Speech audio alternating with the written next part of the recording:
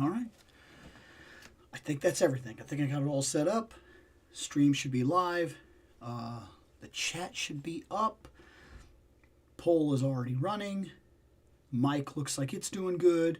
As far as I can tell, everything is set. So let's start like we normally do. Let's do a small channel update. There's not too much to say here. I'm still getting the editing and whatnot out of the way. I'm trying to move on that. I'm trying to catch us back up. I'm going to get there. It's taking a minute. It is what it is. Every episode that we record, I have to watch, and then I have to cut into chapters, and then I have to edit, and then I have to render, and then I have to make the thumbnail and whatnot. So it takes time. It is what it is. Because I fell behind, it's going to take real time to catch us up chapter-wise. I don't know that that's necessarily a bad thing. If I continue to put out topics and videos here and there that were not done during the live, that keep us somewhat current during the upload process, and as well as keep it in mind that this show is live. It does film on Mondays. If you're here and you hang out and you talk and you ask questions, and that's where the show really is, and everything else is really chapters, I don't think it really matters. None of my stuff is ever necessarily time sensitive because I'm basically doing small fandom toy podcasts. Even if I'm opening something that's 4 years ago, I don't think it really matters. So that's the channel update. It's not a big one, as I said, and we can pretty much dive right in. So, what's going on? We got this up and moving. So I was right. I did get that set, and the first vote is up. It's not. So basically, and I don't think I've ever really explained this, before a show, throughout the course of the week, I set a couple of things around me in my workstation, trying to make it so that they're reachable. I have a box here, which that's all the storage stuff. Then right under here, right under the desk, is a set of Motu stuff. And then I kind of wrap it around down to the back by here, and that's how we end up in the position that we end up in. Sometimes the stack gets a little higher, but it's a little misleading because of the way that I stack the boxes in general. So, like, yeah, the biggest stack over here is realistically like Marvel Legends, and that's why you can see it. But the other stack, which is basically just as tall as Marvel Legends that you can't see, is right here. And that is DC Multiverse.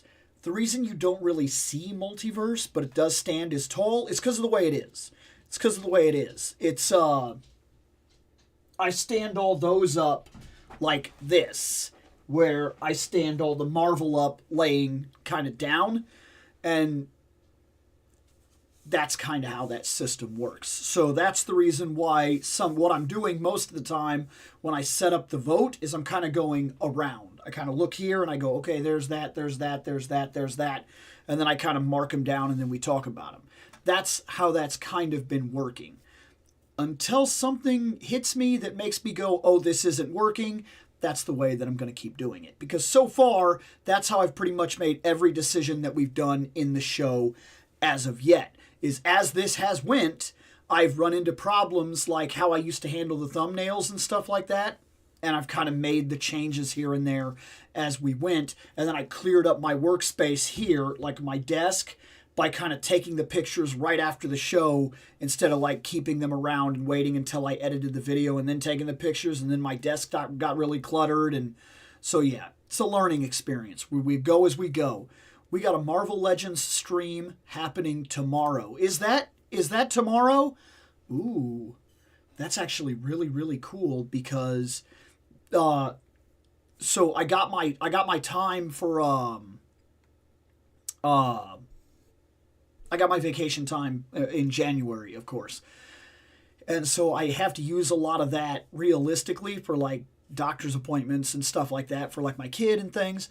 And so she has a dentist appointment. And of course, the dentist is never open on a day that makes sense. So I have to take a day during the week, and it has to be during the day, of course. And so, if nothing else, that's somewhat of a bonus.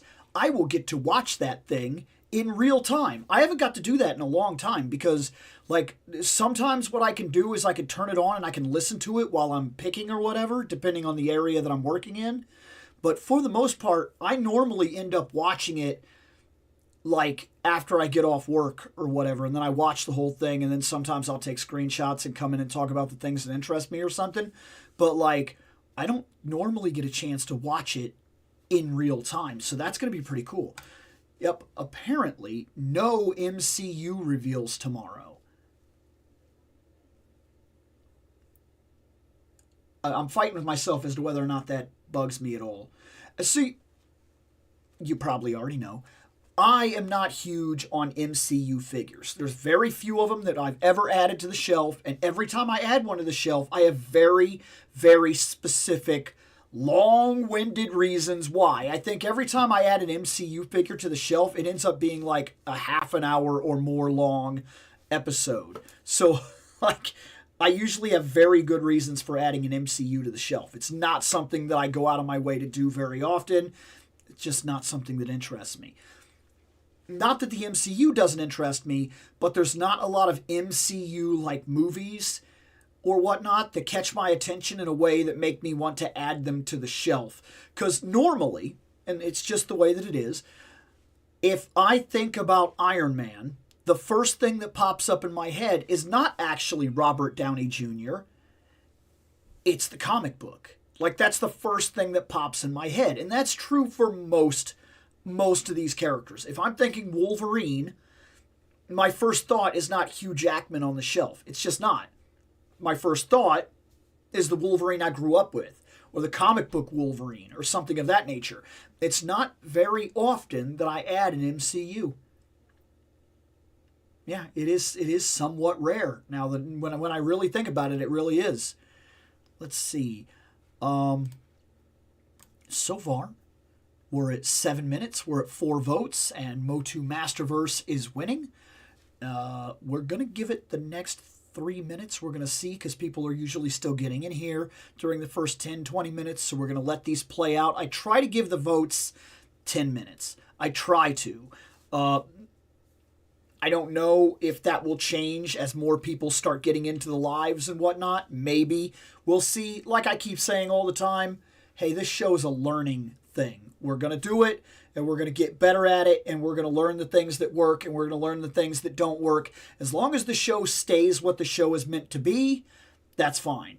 Then that's all I'm worried about. What's going on, man? And of course, at some point, if we do this show long enough, and we end up moving a lot faster through certain things, we will at some point, I mean, it's inevitable. At some point, I will do one of these shows and I will have nothing to open. I don't know when that will happen, to be fair, because the way I pick up, but it's always a chance. I'm always going to have a moment where I'm like, hey, I need to fix a thing or buy a refrigerator or whatever, and that's going to take my money for like 4 or 5 months, and then we're going to bleed through the toys that I got, and then it's going to be like, hey, let's do, and then we'll go back to the window shopping or hanging out or talking. There's always something to talk about. So I'm not too worried about that becoming a problem, but it is kind of on my mind that at some point we will end up with episodes that don't have any figures, which I don't think is too much of a big deal, because I've noticed that a good portion of the time we've only been opening like 2 or 3 and kind of been focusing heavy on like the conversation. People ask questions and then we kind of go into those explanations and things like that. So I don't think we're having any kind of problem with that. Let's see. Also, did you hear Jared Leto apparently had tried to give some creative input into the Motu movie? He wanted Skeletor wearing a gold mask.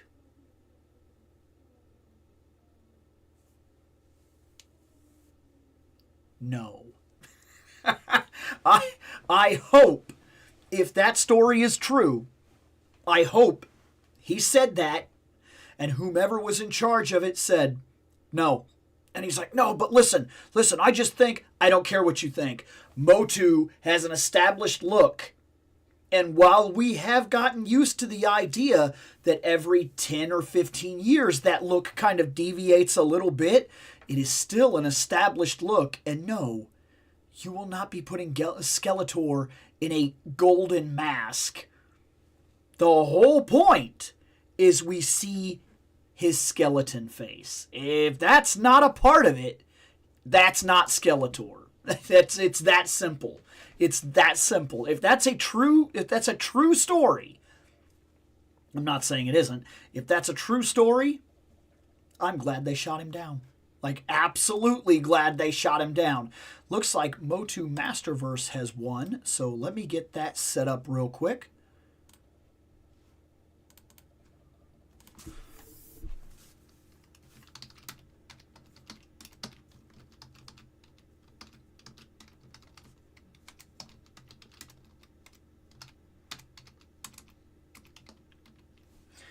Okay, let me figure out what I currently have. Oh, cool.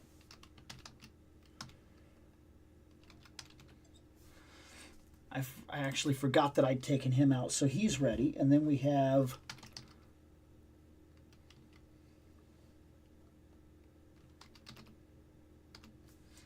I think that might be right. What's that? Oh, that would be cool.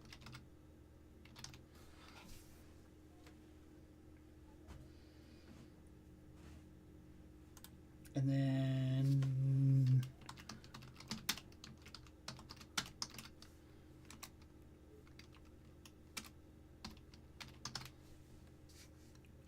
there. That should be fine. That should be fine. Let's see. Have you tried collecting mask toys before? I'm reminded of the heat that the Loyal Subjects is getting right now with their release of Mask Wave 1 toys. I have no affiliation or memory of Mask at all. None. In fact, when I very first started hearing about Mask, my first response was, what is that? And then my second response, realizing how big of a property it was, became, how have I never heard of this? Like, it seems weird. It seems like one of those things that, like, I should know about. I should have maybe even had some of the toys. And yet, I have no recollection at all. None. That the toys ever existed. And I have no recollection at all that the show was ever on TV, and I have no recollection at all of ever having a single friend ever that had even one of them, and I have no recollection at all of ever seeing them in a toy store. It feels like, the only way to explain it, it feels like they're not real, but I know they are. Like, it is wild to me how a toy line that big I had no idea existed at all. Like, I have zero childhood memories of ever seeing a single Mask toy ever. Ever. I remember walking down the KB aisles and seeing Transformers. I remember all the random toys. I can even remember seeing some He-Man toys in the store very, very young. And these were like toys that were already on their way out. They were like barely surviving in the toy aisles. And I can still kind of remember a couple of those in random stores. Mask? It feels like a fever dream. Like everybody remembers it. And I'm like, wait, that was the thing? Like, there's no recollection of it at all. And every time somebody brings it up, I go, man, how did everybody but me? Like, it really blows my mind. It really does. I just don't get it. Was it just was it just a matter of time? Like, I'm 42. And so I'm thinking, like, Ninja Turtles were really big. I caught the very, very, very death end of He-Man. And then Ninja Turtles and Ghostbusters and G.I. Joe and all that. I remember all of these things in the store prominently. I cannot remember a single moment that I walked down a single aisle ever in my entire life where I saw a mask toy ever. Ever. I don't think I even started recognizing that they were a thing. Like, I even heard about them. Like later on, you know, as I really got into toys and like toy history and stuff, I remember even starting to hear some people online talk about them. And I think I didn't even notice one at toy shows until like the last 4 or 5 years, and then finally started to see them show up at like toy shows and was like, oh, I know what that is now. Like, it is wild to me. I don't know. That's just one of those things. That's one of those things that blows my mind. It's a real thing, and I cannot figure out for the life of me how it is a real thing. Like, it really blows my mind. It's like Battle Armor is winning so far. I think Jared just needs to cool his heels and do what the script asks for. That's my 2 cents. And I would agree. It doesn't make a lot of sense. Like, I don't know, without trying to sound a certain way, who's he think he's talking to? You know what I mean? Like, what? I think that artists should have input for what it's worth. But, this is a big but, though. If you are hired to be Superman, okay? You are playing a character pre-established. If you are hired to play the Punisher, pre-established. Ghost Rider, pre-established.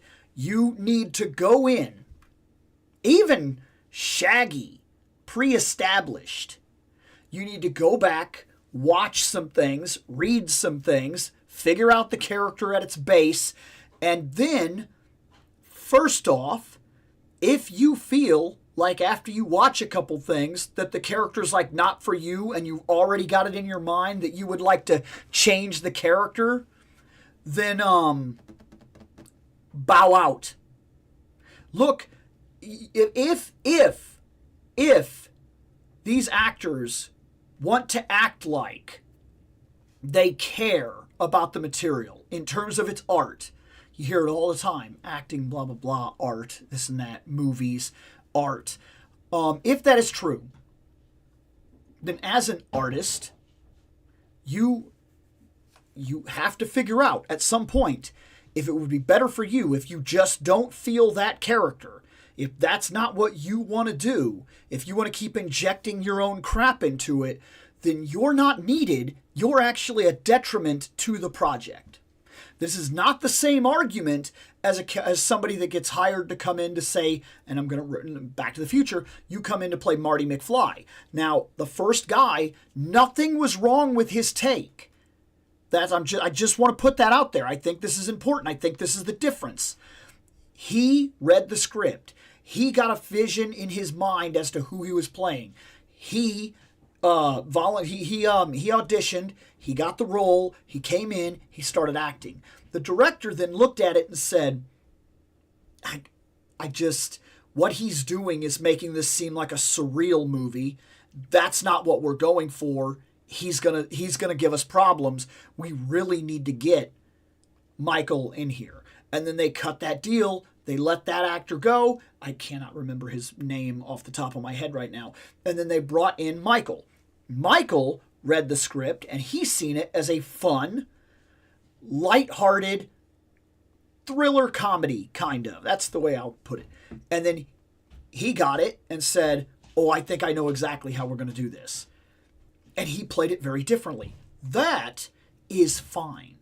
That's fine, because that character is not established until somebody establishes them. Just like Freddy Krueger. Freddy Krueger was not established until the actor put that swing on it, and then that became who it is. And that happens with characters that are built from the ground up like that.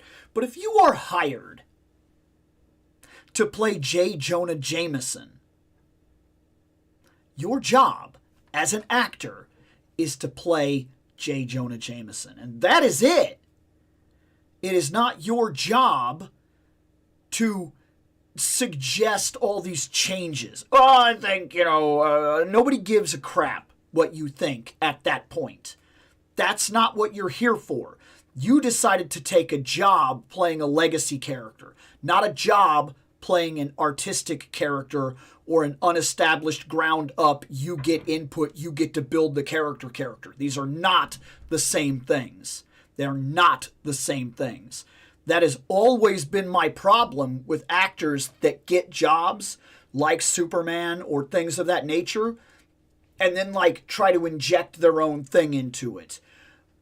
That's not what you're here to do. I'm sorry. It's not what you're here to do. Now, I'm not saying that different actors and different approaches might not add something to characters or take away something from characters or build something that maybe we didn't even know we were missing within the confines of that character. That can happen a lot as well. But it doesn't change the fact that if you are hired to be Superman or Superboy or something of that nature, a major established character like Wolverine, guess what? That's what you were hired to do. And your input is ill-required for character changing. I've never been okay with that. I've never been okay with that. That's just the way I've always kind of felt about it. Let's see. I miss KB Toys. I remember my dad and mom taking me to one, and my eyes lit up like a Christmas tree. I don't know what to choose. Dude, absolutely, dude. My grandma used to take me a lot to the KB Toys, actually. That's specifically how I remember KB Toys. Battle Armor 1. Okay. There he is. I don't know how big of a side departure this one's going to be, because, we've seen Battle Armor He-Man. It's the best way I can explain it, but we'll see. We'll see where it takes us. We're going to wait on that. Definitely. Actually, no, I can answer this right now. I have not seen it. I didn't realize until you just said that there was a trailer. Now I'm interested. I'm definitely interested. I'll have to see it, because look, I think this could be very good for Spider-Man. Because on a personal level, Spider-Man desperately needed to be removed from Tony Stark's shadow.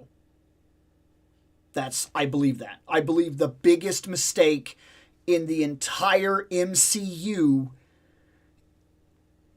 is not necessarily Spider-Man, but how they handled his father figure. I have a real problem with that.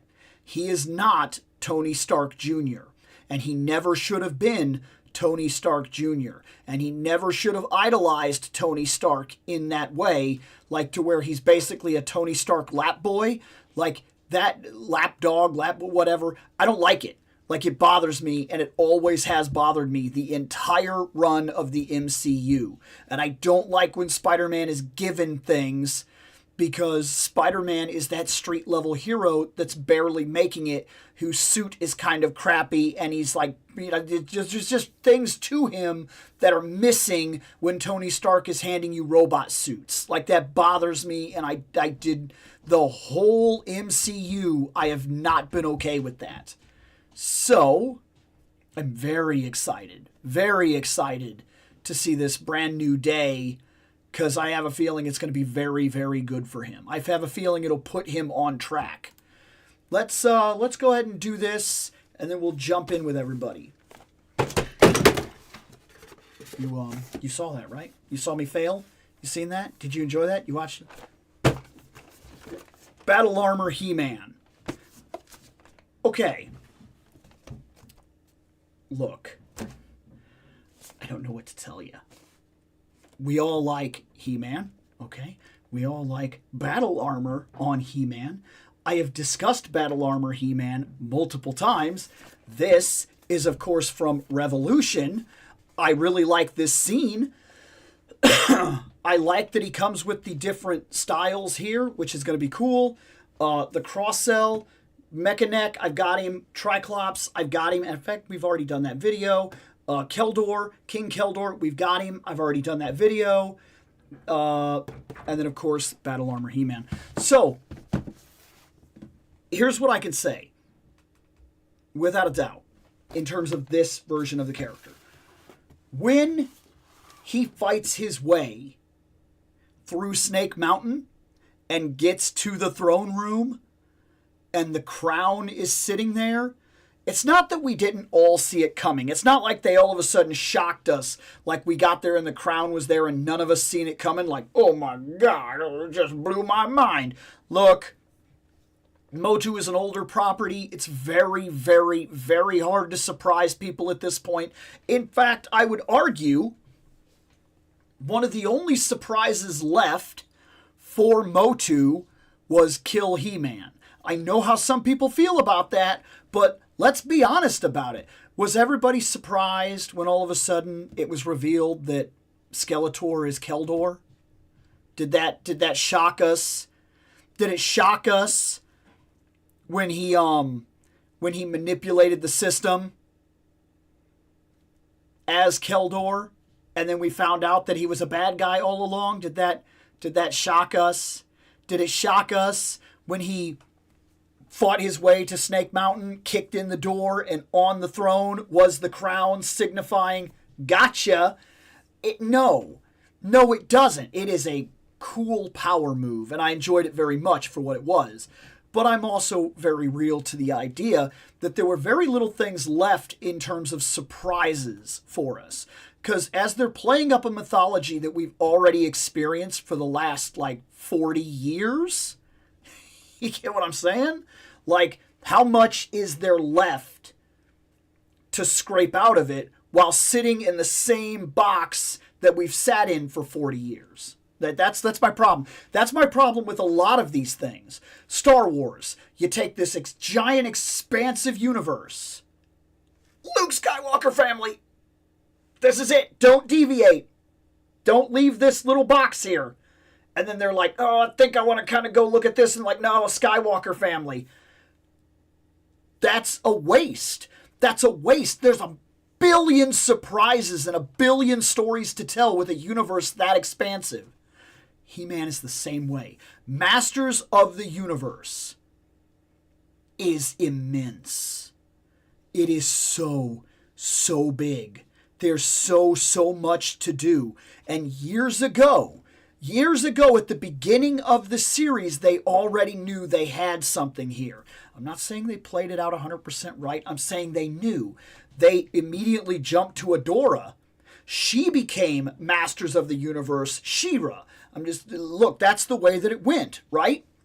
And all of a sudden, we were experiencing all new adventures with all new bad guys in an all new world setting with an all new idea. And every now and then the other characters came back in to be like, hey, this universe is expansive. We're still here, but you guys are experiencing this part of the universe now. At that point, had they kept going, there's no end. There's no end. There's a Masters of the Universe comic series that we never received about Sky Pirates. I mean, really think about that. There's nothing they can't do. You could follow an entire storyline of people doing what Teela was doing at the start of Revelation. At Revelation, she's a bounty hunter type of person, a sellsword. We've never really dug into that. There are wizards spanning the universe.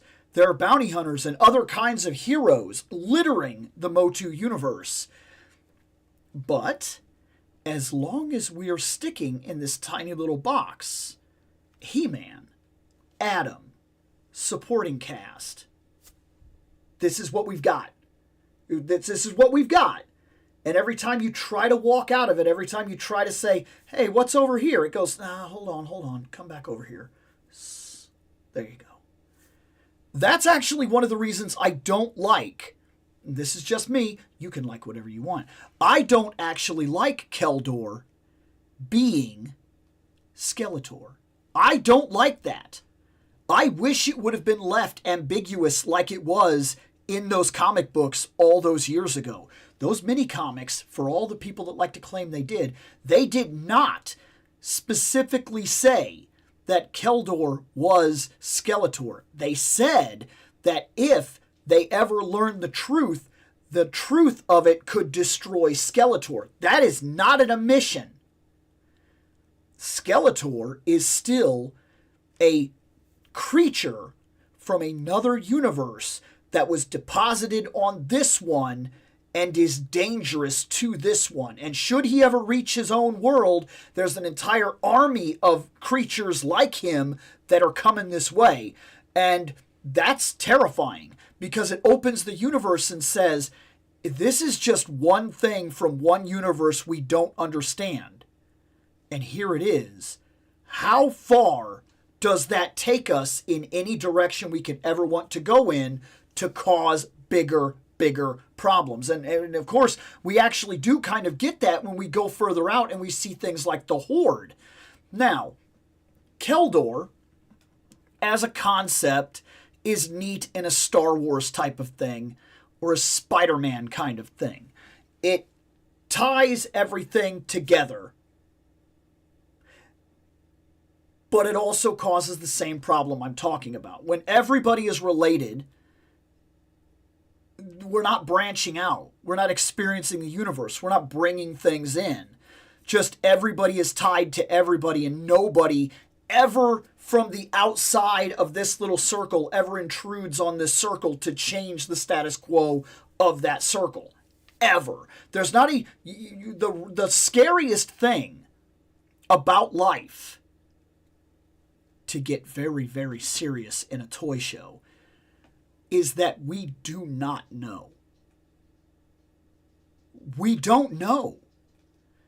Everybody else is living life with us, and that can affect us in a billion ways. We don't know when our time is up. We don't know what's coming. We don't know who's around the corner. We don't know why. We don't know friends. We don't know, and then we don't know what's coming. But in most mythologies like this, when they tie things together and they do things like, oh, well, Skeletor is this random thing that happened that's causing a problem. Then we tie him to the Horde. Okay, well, that made our universe that was really big. We pushed it in a little bit. Then we brought it in even further. By the way, he's also Keldor. Then we brought in a little more. By the way, Keldor is also a he's a relative of Randor. Then we bring it even closer in. Oh, by the way, he is the uncle of Adam. And when you keep doing that, when you keep pulling the universe in, you lose that vastness very quickly. That's the reason I've always kind of been against the Keldor thing. At this point, Keldor is solidified. I will never win this argument. I understand that. And it's not one I'm trying to win. It's just a point that I like to kind of give to everybody as I go through these things, because I kind of like to get people's ideas on how these vast universes condense as we tie them together a little too tightly. There's nothing wrong with making a friend through the universe's connections by actual storytelling instead of things like Lando Calrissian, where it's already pre-established that one of the characters directly linked to Luke Skywalker now has a friend that now directly links him to Luke Skywalker, which is also linked to the Empire because of this situation and then a betrayal and yada yada. And sure, we come to like him, but what was the real possibility that we weren't going to? He's already tied in like this to the mythology. He's linked by linked by linked. He was never going to be a friendship that built and developed over time due to situations that occurred that put this guy and this guy in the same situation and allowed them to grow. That is not the kind of story that these universes tell. They give us vast, expansive universes. And then they go, by the way, this dude's friends with this dude. Accept it. Like, it's always bugged me about giant universes. So, was I surprised when all of a sudden the crown was sitting on the throne? No. Like, not even the littlest bit. Like I said it before he ever even started, before he ever put the armor on, I knew instantly what we were going to get out of it. Did that make it less cool? No. But I hope you kind of get where I'm going with these giant universes collapsing. It does often bother me. Like how this kind of happens with all big universes. I don't. It's always kind of bugged me. Always kind of bugged me. It might be just one more thing that I honestly appreciate about things like, and I know I always come back to this, but guys, it's unique. Conan the Barbarian is different. It's different. It's not this tiny little like bubble. He is moving through a vast, expansive universe, world, age, and he's encountering the world. And those possibilities are endless. From simple attacked by wolves in the night to forgotten monsters of doom that happen to be in icy cavern caves. Like we can encounter anything, and the universe continues to build because of it. And the friends he makes are happenstance that grow over time, and maybe they stick around, or maybe those friends are enemies down the line because of the circumstances of the universe, not the circumstances of tie everybody to Conan in a real tight ball and make sure that nobody gets away because we have to make sure that we have supporting cast. It doesn't work that way. It's just something that's always been. I think it shaped me in a way that like I don't talk about too often. Reading the Conan books, I really do, because it feels different than anything else that I can talk about that has an expansive universe nowadays. It just feels different. Let's open this He-Man, because that's actually what we're doing here.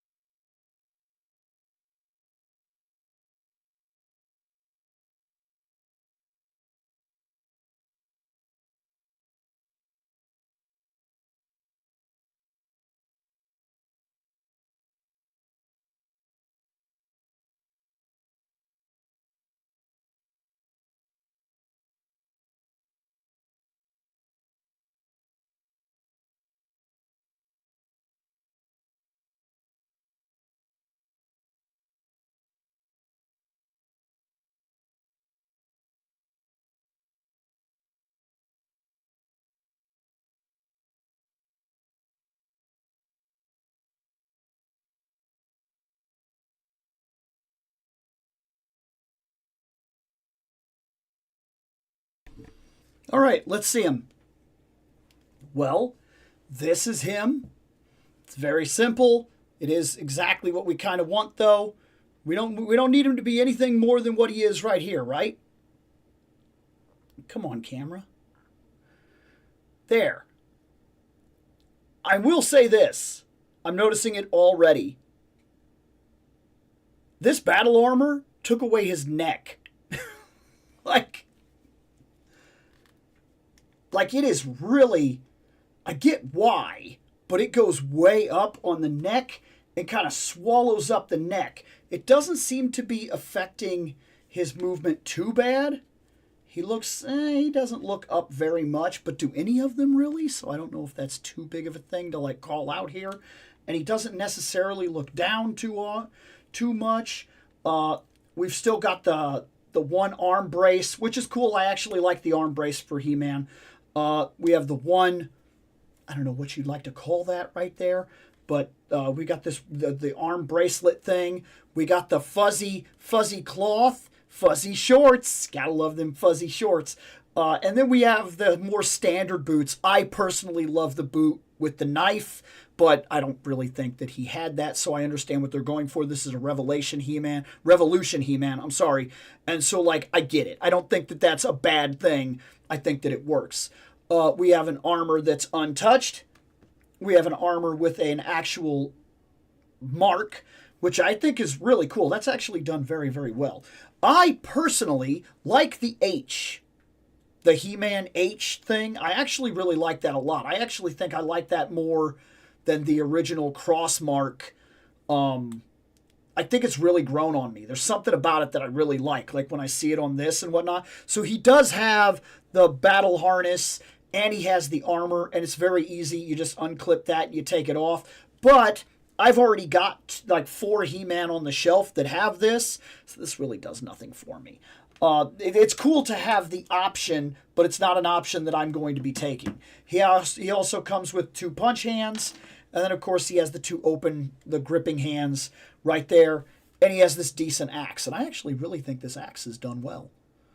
Like, it feels used. There's scuffs and blemishes across the axe here. It's a nice silver color, and then it's a metal color on other parts of the axe. It works well for what we're used to getting. Let's be honest about the price range of these characters. The more they give me, the more I like it because of how much we're actually paying for it. It's not as crazy as I don't expect this to be a Frazetta Icons, okay? I don't expect that. I didn't pay $100 for this. So I'm a lot more lenient. I will forgive a lot at a $20 price range. This is also the body type. I don't think this is the big chest body type. I'm pretty sure he is still working on the more Masterverse body type that we were used to. I don't think this is big chest He-Man. I guess I am kind of taking this off, aren't I? Because now I kind of want to know. No, this is more reasonable, realistic. Men could actually achieve this body kind of He-Man. I know some people really like ginormous He-Man. I get it. And I kind of am there with you sometimes. But there's something about the first waves of Masterverse figures that I actually liked these smaller but still ridiculously large bodies. I actually like them a lot. I tend to like them more even. And that is a decent head sculpt for what it is. It kind of looks somber and serious.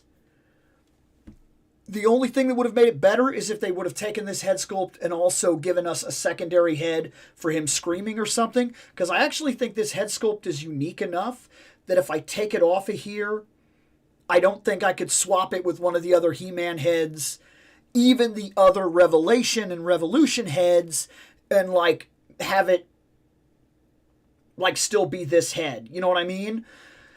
That's about the only thing I can really say that's bad about it. Otherwise, we have all the standard movement that we're used to from these guys, which, for what it's worth, these guys do move pretty dang well. The only thing they're really missing is I wish that they had butterflies. Had they put butterflies in the Masterverse bodies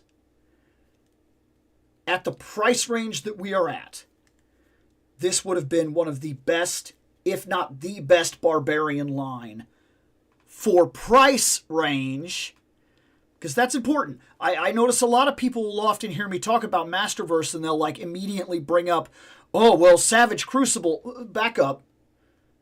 Savage Crucible is selling like $70 figures. We are not talking about the same range anymore. That's a different argument. I'm not saying that you'd be wrong in preferring one over the other. That's a different argument altogether as well. But at the price point that Masterverse sits at, these are very, very, very solid Barbarian figures. But if they had butterflies, if he could bring his arms in or back them out, like where he's like jumping up in the air or something like that, if he could do that, bam. Beautiful. Like, I think that is the biggest flaw. There's two flaws to Masterverse.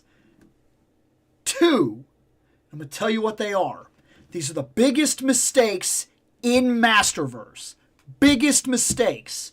Mistake one, no butterflies.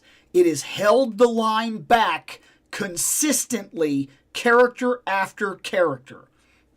Did I say I don't like... Guys, I've bought almost the entire Masterverse line. I never said that I don't like it. Don't misunderstand me. Sometimes people hear me say like one thing and they immediately jump to a conclusion.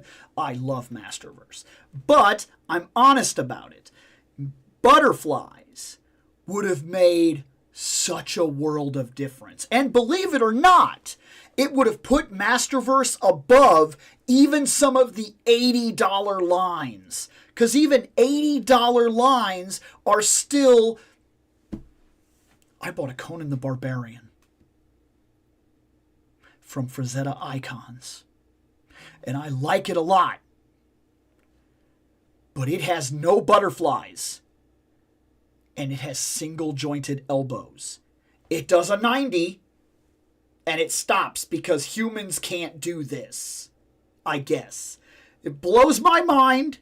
I don't understand it. But if they would have had butterflies, this would have put them above some $80 lines. That's crazy if you really stop and think about it. It really is. Two, they walked the line backwards in the wrong way. They destroyed the posability of the female characters. They destroyed the arms. And I'm telling you, I know some people like them. Those 90-degree elbows are terrible on those female characters. And they're even worse by taking away the bicep swivel. And they never had butterflies to begin with. If you wanted to save money and walk the line backwards, I'm not even saying they should have, but if they wanted to, this is where you should have done it. We would have accepted a 90-degree knee. A lot of people would have been fine with still being able to pull off this and having the legs and doing things like this. And we still wouldn't have been necessarily happy, but we would have been more happy with a single joint knee than a single joint arm. That's right, I said arm. I didn't say elbow, I said arm. Their arms are built like G.I. Joes from the 1990s. It's not okay. It's a big, big line mistake that I don't think they're going to recover from. In fact, now, because there is talk already that the Chronicles line is going to be replacing the Masterverse line, I don't know. I don't want to buy into any rumor mills until I see definitive Mattel says. I'm not going to buy into any of that because there's been a couple of creators out there that have literally been making their channels off Masterverse is coming to an end. Calm down. We'll see. We'll see. We don't know yet. Not realistically. We'll see. I don't know how much of the rumor mill I can buy into now after literally so many channels have kind of made it their their grab all to try to like get attention. I don't see it. We'll see. I'm hoping that with the vintage run and bringing back proper articulation, I think this line still technically has life, but we'll see. It could be very true, especially with the level of articulation that they seem to be wanting to put into the Chronicles line, and maybe the Chronicles line saves them money. Maybe the idea of going to a shorter scale and then increasing their articulation kind of keeps it at a price point that's about comparable, but we get more out of it. I don't know. I don't know what the idea is with it. I don't know. But I don't believe that it's done. I've heard a lot of channels saying it's done. I don't believe that. We'll see what happens, and that's all we can really do. So, to close off the chapter, Battle Armor He-Man added to the shelf. I guess I had more to say than I realized. But that's good. That's okay. That's what we're here for. Thank you, sir. Thank you. And let me set this up, and then we will jump right back in because I saw a lot of comments, and I need to talk about stuff. So, let's see.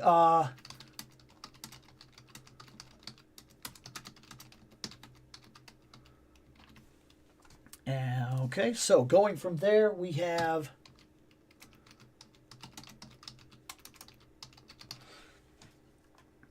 I have those.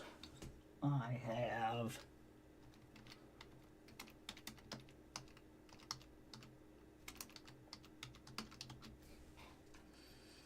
And then... Oh, sure.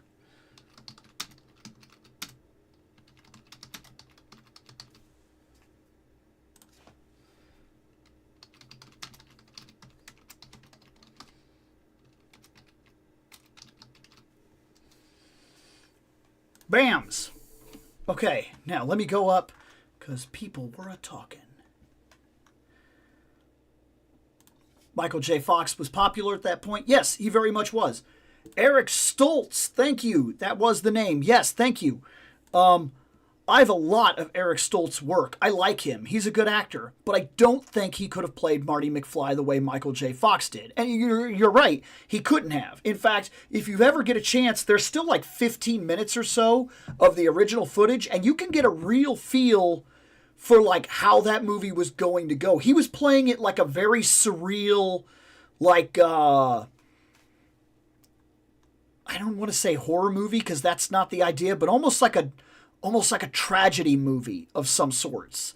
Like he knew he was trapped in an unwinnable situation, and he knew it was not lighthearted, is what I feel. He really made it feel like more real, and it kind of changes the entire flow of the movie. Like, especially if you watch that beginning part where he walks out and he walks through the town square, his look through town square is not the same emotion. It feels different. What about the Penguin from the Batman, where Heath Ledger as Joker, in a different spin? Okay, that's a fair question. Here's how I feel about that, and there's a reason that I let it go. I don't think that's a bad thing, because it was established from the very beginning that Batman Begins was going to take these characters and they were going to redesign them to work in a real-world setting. That was the idea. How would these things function in a real-world setting? What would be the circumstances? How would they operate? And what kind of skills or abilities or physical attributes would they need to contend on this level with the Batman that we've created? Okay, for that concept, you had to change certain things, and you had to play the mythology out a certain way to make it believable. So taking the basis of the character and then modifying it, that's fine. We've seen that a million times in comic books. That's fine. I don't have problems with that. But if, like I said, you were hired for a more accurate Batman movie and you put that Joker in there, he wouldn't feel like the Joker. People can argue, depending on how crazy they are about the material, he doesn't feel like the Joker. He does not feel like the Joker. there's something very different about the way he is if you like him from the shows or the comic books. Those are different kinds of takes, and I understand that. Sometimes that is the way that it is. As for the Penguin, I also feel that that's kind of a different concept, because just like I just argued, the Batman that we are seeing in the Tim Burton movies is not the Batman from the comics. We saw that instantly. We knew it almost instantly. But it is close enough to Batman that you could still tell Michael Keaton was hired to play Batman. That's what he was hired to do. And he did enough to make it Batman. He knew what his job was. His job wasn't to come in and reanimate the character and change it into something else. It was to be the Batman. And as for the Penguin, well, that is what happens when you give somebody like Tim Burton the full go-ahead. Do what you want. That's what happens. I kind of like that Penguin. But I like him in the context of the Tim Burton universe. If that Penguin were to show up in the comic books, I would not like him at all. Because, honestly, I think Penguin does actually work the best. I think he works the absolute best when he's a bad guy that Batman would have trouble taking to prison. I really believe that. I think that he works best like that. He does almost everything he can to appear like a legitimate businessman. That's my favorite Penguin. He's aristocratic. He kind of lives the high life. He runs certain businesses, and he has his hands in a lot of dirty things going on in the cities. But if you try to go after him, Batman can go after him, but only to a point. Because he can't exactly beat him up and drop him off at prison. There's not enough evidence to make that stick. That's brilliant. That's the way he should be played literally all the time. I feel that is the best Penguin. Like, I'm talking like the era of like No Man's Land Penguin. That's my favorite era of the Penguin, where like they couldn't exactly pin anything on him. He was a legit businessman. I think that's the most brilliant version of the Penguin. I really do. Hey, what's going on? Hey, no, the movie doesn't have a trailer for it yet. They're waiting on it for some reason. Oh, well, that sucks. But I am very much looking forward to it when it does happen. Hey, what's going on, man? Let's see. I wish the show had gone further. It was nice to see the franchise moving forward. Yeah, I agree. I agree. I wish we would have gotten a third part. Absolutely. I don't know what they would have called it because they were very much sticking to the R's. So there's like Revelation and Revolution. And then I don't know what you do after that. But I was liking it a lot. I love that He-Man. I watch it still. Like, I own it. I bought the Blu-ray of it, the 4K, and like, dude, I love that. I love it so much. It's literally the thing that got me started into all this. Let's see, right now, Marvel Legends is winning. Okay, thoughts on the Marvel Legends Ghost Rider and motorcycle action figure set? Not for me. But that's really my thoughts on it. So here's the thing. I think, personally, it looks like a really good version if you wanted a 1970s comic book Ghost Rider on the shelf. That's what I think. That's exactly where my thought goes with it. Because I think it has a lot of merit. There was a Ghost Rider that came out before that had a bike and had a more leather look and was kind of like a lot more detailed and like just like had a brushwork and everything. I like that one more if I was to put one on my shelf. If I was to put Johnny Blaze on my shelf, because I'm a Danny Ketch guy, 1,000%. That's who he was when I was growing up. That's who I read when I discovered him. That was the one that I waited for forever, and they finally gave it to me. There it is, in love, bought it, put it on the shelf. I don't need another one. But if I was to come across that earlier one, that one interests me for Johnny Blaze. I think it would fit the aesthetic of what I already have on the shelf, and I think it would be very cool, and he has a bike that I like. This new one, very comic book accurate. And that's the best thing I could say about him. It's not for me, but I can see why people want it. The solid red bike, that's what it looked like. I remember those comic books, like when I started digging them out of and I started digging them out of bins. I remember that. The bike was just red and then had fire. And he was like wearing, I know people like to say, oh yeah, he wore a bunch of biker gear. No, he really didn't. No, he really didn't. Like, he was a comic book. He wore, like, it was like a skin tight, like, jumpsuit thing. It was like skin tight. Just like so many other characters of that. He was a superhero guy. Skin tight biker suit. Makes no sense at all. But that was what he looked like. So this one that they just released, the one that you're talking about, if you're wanting a comic book accurate one, he might be the best. Like, that's what he looked like in the 70s comics as far as I'm remembering. But I personally, you won't be seeing him on my show. I guess I can't say that. I would not turn him down if he was gifted to me. I'll say that. That's not something that happens very often, but every now and then, like a family member or something like that will buy a figure that they know I don't have.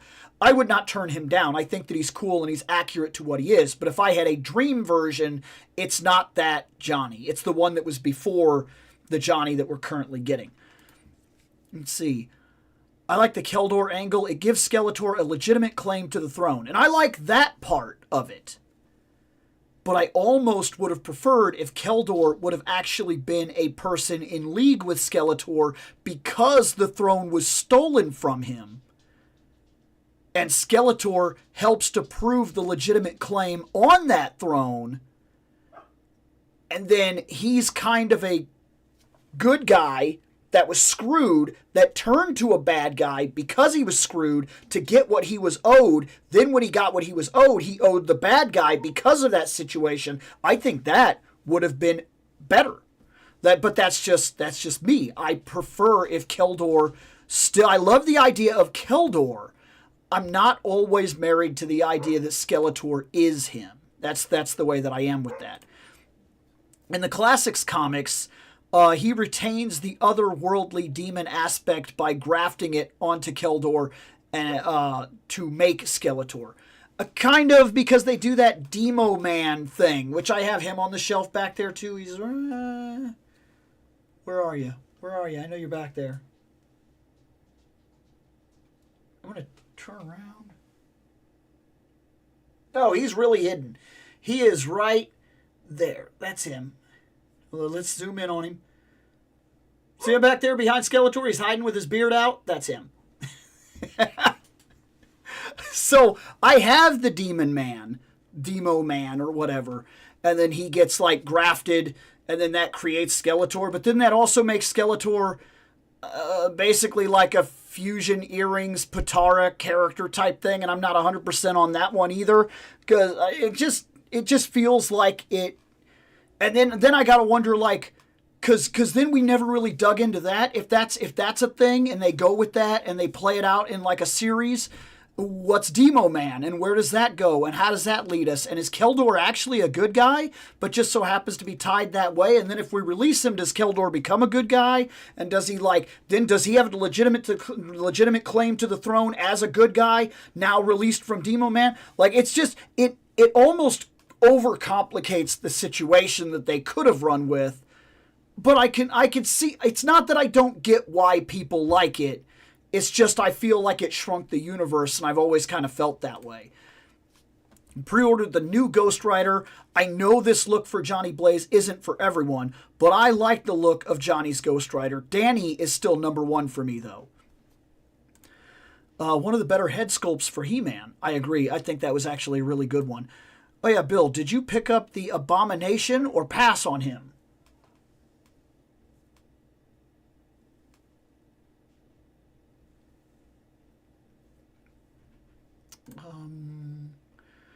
Look at that. Marvel Legends won. Let me go ahead and answer this question real quick, shall I?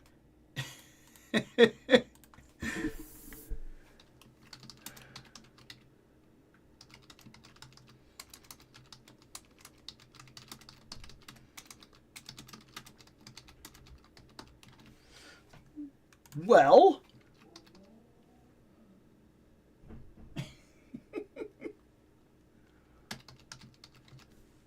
there's that. Who else do I have sitting here? Oh.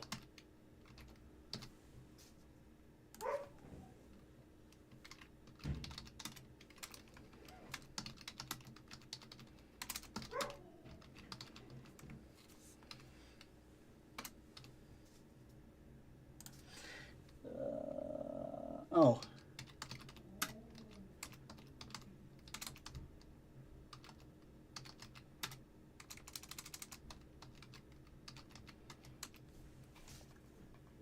Bam. All right, let me go back up here. There's the answer though. Motu Chronicles will have Butterfly. Yes, I saw that. I'm very much interested to get one of those in my hands and see like how posable they are. Very, very interested. Okay, Mattel says Masterverse isn't over yet. I think Chronicles looks like an upgrade. I think there's some very, very real argument to be had that it could be an upgrade. Like if that articulation, how do I put this? If the articulation isn't just for show, this could be a very big deal for Motu. And then what does Chronicles do as it moves forward? How big are they? You know what I mean? Like if I take one and I set it next to some of this other stuff, how well does it stack up? That's a real question to have because it then offers the question of like, because right now, this like DC Multiverse and Masterverse, they kind of fit at the same scale, and that kind of works because like Superman and whatnot has often crossed over, and DC Comics ran a lot of the Motu stuff for a long time, so like it fits, it works, it makes sense that they would be at the same scale. And now with us getting a new DC line and then this coming out, if they kind of play off about the same scale, it would keep them, because I personally feel like, well, we all kind of want things to like, you know, match all the same scale. We kind of want just an infinite line of Marvel Legends size things. There's an argument to be made that because DC ran Motu in the comics, DC figures and Motu figures should always be able to scale with one another. You should always be able to do the Superman He-Man crossover, arguably. If there was one well-known character you would like to see get the maximum treatment, just one, who would it be?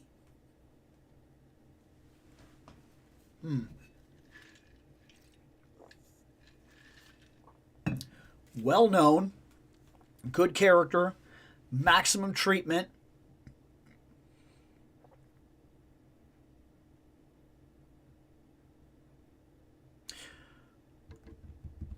I might surprise you with this one.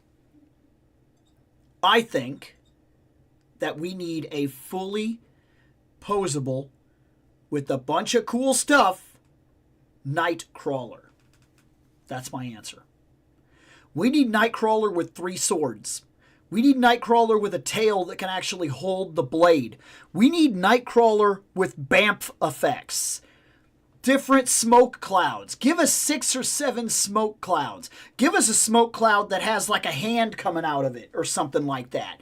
Give us a couple of different pieces that we can clip onto him, maybe like where the body comes apart or something. Give us something that we can use for BAMF stuff. He needs to have middle articulation, because right now they don't get the middle articulation on any of these Nightcrawlers. He needs butterflies. He needs to be incredibly posable. He needs to be able to take poses like he's flying through the sky with all three swords, with this sword coming out, this sword coming back, with his feet up, with him like leaning back or leaning in real close or whatever, and then all this different stuff going on, and us being able to place the BAMP effects around him like he's already taken out an entire army of guys. We need to be able to take our G.I. Joe friggin' people up here. We need to be able to put Cobra soldiers all around him and add the 5 or 6 BAMP clouds around with him having the blades and all the effects present, and it looks like he just took out a whole group by himself. That's what I want. That's what I want. I don't think Nightcrawler, as of yet, in Marvel Legends, or quite honestly, almost any line, has ever been given full justice. That's what I want. I don't think it's been done. And I'm not even going to sit here and tell you that he's one of my all-time favorite characters or nothing. I just feel like if we're ever going to get him the way he should be, this feels like the only way we're ever going to get him the way he should be. That's, off the top of my head, Nightcrawler. That's where I sit. So far, Abomination is winning. That's because Johnny Blaze was a stuntman, and stuntmen were popular during the 70s. So they molded him off that idea. Modern interpretations have abandoned that and leaned more on the biker aesthetics. I can get behind that. I think that makes a lot of sense to me. Like with you saying, yeah, that makes a lot of sense to me. In fact, thank you for that, because it kind of reshapes the way that my mind looks at the 70s look. Because, of course, we all look at things in hindsight. And, like, by the time that I got into Ghost Rider, like, he was a biker guy. And I spent time in Daytona, Florida. I lived there for a while. I went to things like Bike Week and whatnot. And my mom has done cross-country bike tours and things. So, like, I grew up with leather jackets and whatnot. I got a leather jacket downstairs. And I got my mom's old leather jacket as well. So, like, when I think about that kind of stuff, my mind goes to biker culture. And it doesn't sit with the stuntman thing. But now that I've just seen you say that, and I did already know that. I mean, I knew he was a stuntman, but like, that really changes the way that my mind looks at that costume, and it makes it make a lot of sense. I appreciate that, honestly. I think my comment still stands that the one that I would want is the one that was done before this, because like the aesthetics match my idea more. But I like this a lot because it really did just really did reset the way that I was thinking about it. That's cool. I think if we got a third series Keldor, Keldor would have tried to get back to being Skeletor and fleshed that out more. Right, I mean, yeah, I don't see that you're wrong. We definitely, the last season, the third season, arguably, would have had to have given us Adora. But she'd be Despera, however we're supposed to say that. But yeah, I agree. I think that makes a lot of sense. Danny Ketch learned more on the rebellious male teen. Danny Ketch leaned more on the rebellious male teen late 80s biker image. Even his bike was similar to Japanese bikes at the time. Let's see. Hey, Bill, you going to see TMNT 2 Secret of the Ooze in theaters? I think I am. I was wondering if I was, in all honesty. I hadn't necessarily said yes, but I know I went and saw the first one in theaters because I still think that's one of the greatest comic book movies literally ever made, so I was going to see it. So I did. I went and seen it. But now, Shane has been asking me a lot about that. I think that may have been like his, when he was growing up, that may have been the Turtles movie he watched a lot or something, because I noticed he's been asking me about it, whether or not we're going to go see it. And at first I did not plan on it. But now, like that he's been asking, I think it would make sense if I went and seen it, actually. So I think there's a good chance I would go see it, actually. We'll see. We'll see how it pans out. I mean, I don't see any... there's no reason I would hate on it. I like the second movie. I just think the second movie is honestly... The second movie is what creates the downfall of the TMNT. It's where I knew instantly we were in trouble. And I'm serious about that. Because look, the first movie is brilliant. The second movie is a cartoon. The third movie is a low-budget cartoon. And it just doesn't get better as you go. So the first movie really puts when you watch them back to back, when you watch the first one and then you watch the second one, it feels like all the story that we did in the first one, all the development, all the hardship, all the stuff that we went through, just get that out of here. Second movie, reboot all the characters and make them cliches of themselves. Like, everybody has to have their turn to talk. I can't stand that. Raphael is just a prick for the sake of being a prick. Like, it's not because of an actual reason. In the first movie, there's an actual reason. There's a developing story, a problem he is dealing with deep inside that is causing that. In the second movie, he's just a prick. He's just a prick. He's a jerk for the sake of being a jerk. Mikey is somehow more dumb, which is shocking. More dumb. He was, in the first movie, he's not dumb, he's fun.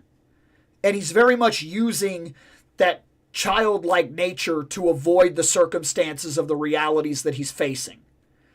It works. It makes a lot of sense. In the second movie, he's just an idiot.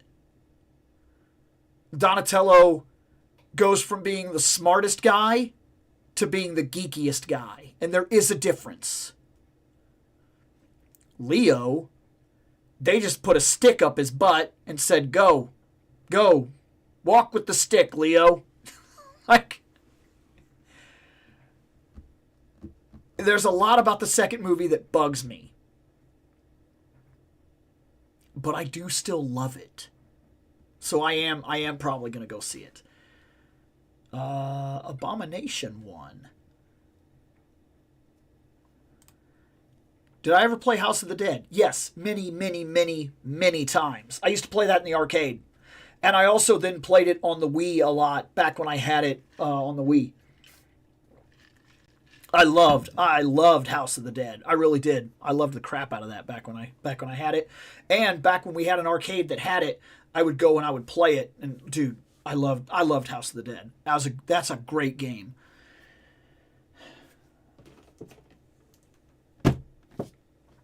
Okay. Not that it matters, but he was $50. Nice sticker, by the way.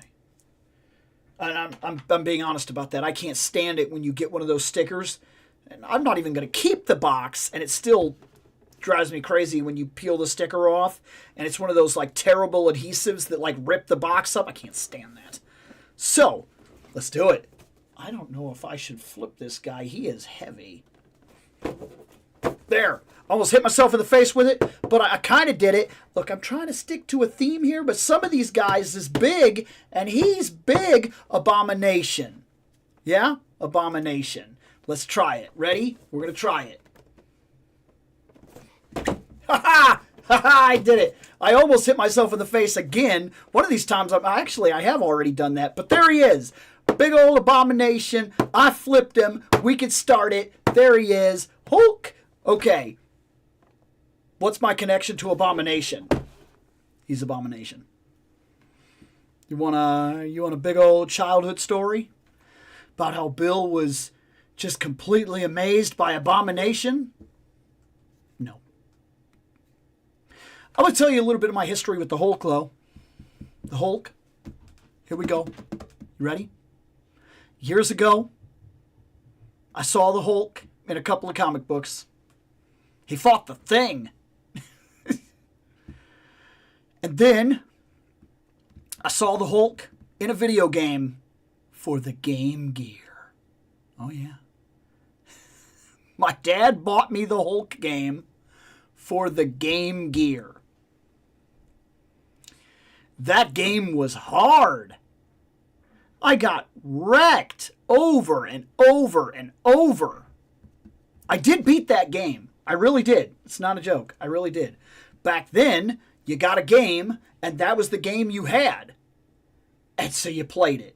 I played it, and I died. And I played it, and I died. And I played it, and I died. And I played it, and I got so mad. And I may have taken that game out and thrown it across the room. But a couple of hours go by, and the game is over there. So you go pick it back up, and you play more Hulk.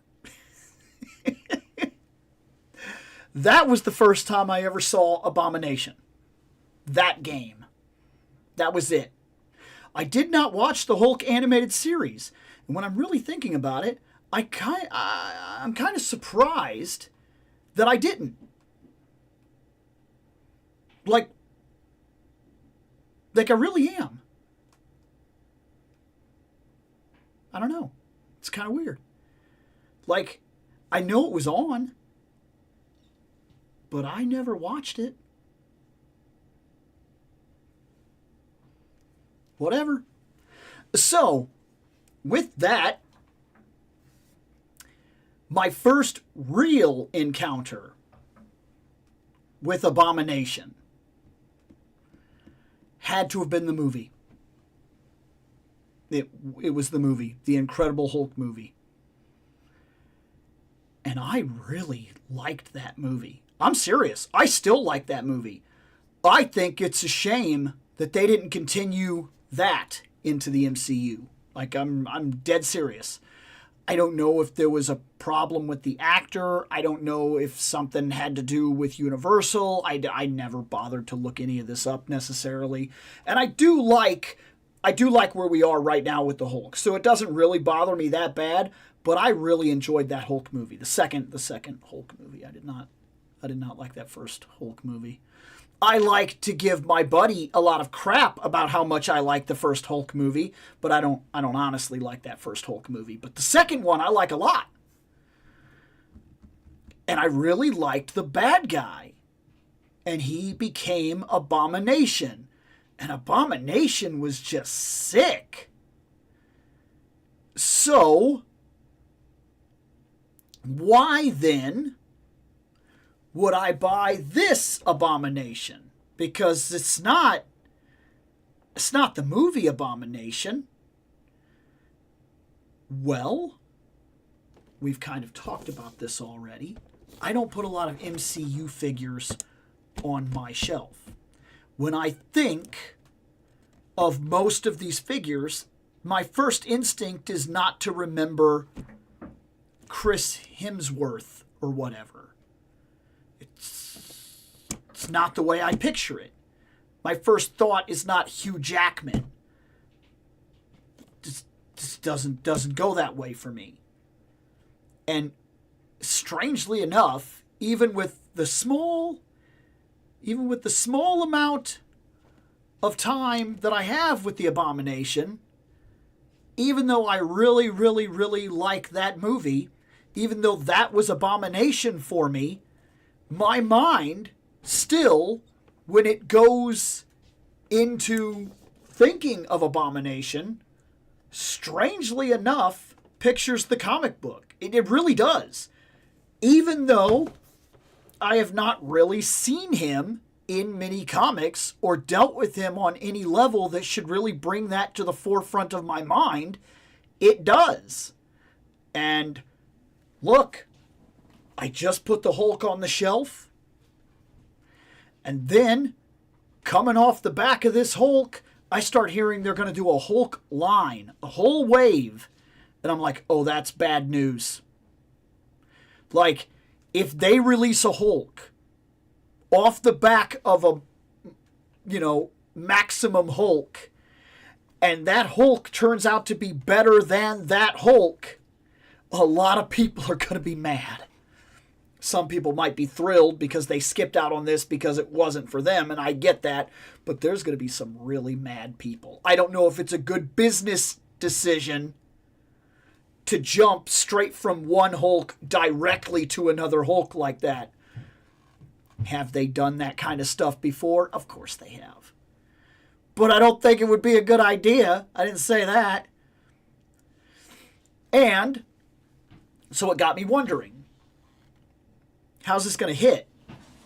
Like, what are they going to do with a Hulk line? And then the first thing they announce is they're like, here's Abomination. And I was like, ooh. Another big giant dude for the shelf? Do I need another? Do I want an Abomination? And then I start thinking about that second movie. And I'm like, Bill, of course you want Abomination. Like, if I was to sit down and go through every single bad guy that I know of the Hulk, and strangely enough, I do know a good deal of them, but if I was to sit down and think about bad guys for the Hulk, the main guy that comes to mind over and over and over, it's Abomination. Like, it doesn't even compare at all. There's nothing else that comes to my mind at the rate that Abomination does. He is the absolute buy-in for you have Hulk, now he needs a guy to fight. Who else was I going to get? You could make an argument for Wolverine. 6, 7, 8 different guys that you could buy that work perfect alongside of him. But like, my mind immediately goes to Abomination. So I bought it. Will I buy the rest of this line? I don't think so. Maybe I will be surprised. Who knows? Maybe they will shock me with some really, really crazy stuff. But since I'm not a huge Hulk person, like, I don't sit here and, like, I don't read the Hulk, really. Hulk is one of those guys that shows up in other people's books. That's what he is for me. In fact, I have never, ever in my life read a single run, even a single graphic novel of the Hulk. Ever. In fact, that kind of surprises me, like when I'm sitting here thinking about it, because I have read 2 omnibus of She-Hulk. Never read anything Hulk. Ever. Not once. There's a stipulation to the fact that I read the She-Hulk. The first omnibus, the Savage She-Hulk. I found it at like an Ollie's for like $10. And I said, oh, well, I've never read that character. That could be cool. Then I read it and was like, oh, that actually was cool. And so then I found another one, also at Ollie's, and was like, I like the first one, so I bought a second one. I like both of them. Both the ones I read so far, I'm like, hey, She-Hulk is actually kind of good. I kind of like it. I don't know that I would go out of my way and buy it over the other things that I'm currently buying right now, but like, I like it. It's solid. Would I like the Hulk? Sure. But I've never gone out of my way to read it. So when I'm sitting here right now thinking about it, would I buy the rest of the line? I don't think I have enough connection. I think I have what I want for the Hulk. I have the Hulk. I have Abomination. That's probably gonna be it. So like, let's open this guy up and add what might be the last Hulk line figure to my shelf, because it's just kind of like I bought a Iron Man. It's all I needed. We'll see.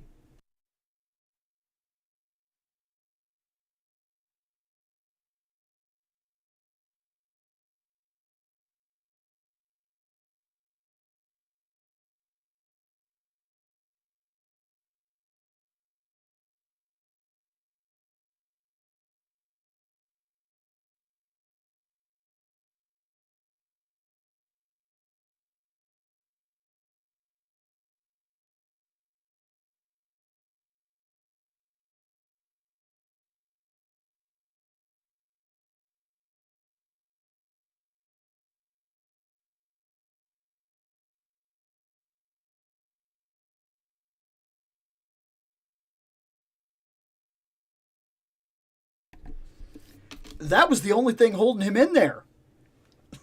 Like, this little chest thing was the only thing holding him in. I didn't expect that, but I guess maybe he's big enough that they didn't have to, like, zip tie him all together or whatever. That was kind of wild. I want to talk about the packaging for a second. I really do, okay? When you buy a figure and you're an inbox collector, you want it to have either a static pose or some kind of action-y type pose, right? And then you put it up, and then it's cool, and you kind of got like a toy store feeling.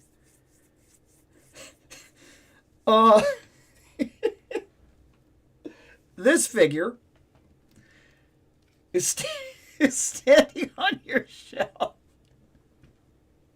I'm sorry. I'm trying. Hold on. I cannot take this guy seriously. He's walking into a big fight with a big scary abomination.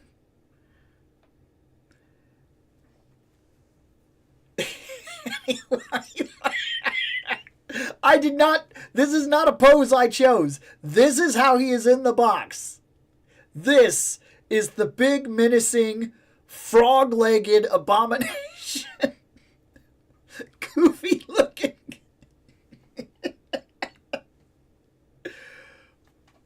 Why? Why? Was this to save money? Was this pose to save money? Turn his feet sideways, you know, the box doesn't have to be out more, and, you know, you bow leg him a little bit so you can get him, you know, you can mash up that box just a little bit. If that is a money-saving thing, I guess I get it. Okay? I guess I get it. But, come on, guys. This is... Inbox collectors, your guy has to look like this. Your guy looks like this, inbox collectors. He's just like...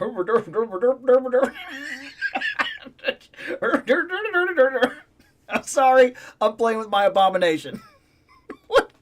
This is so goofy. Can I put him on the shelf like this? Will he stand? He'll stand up like this.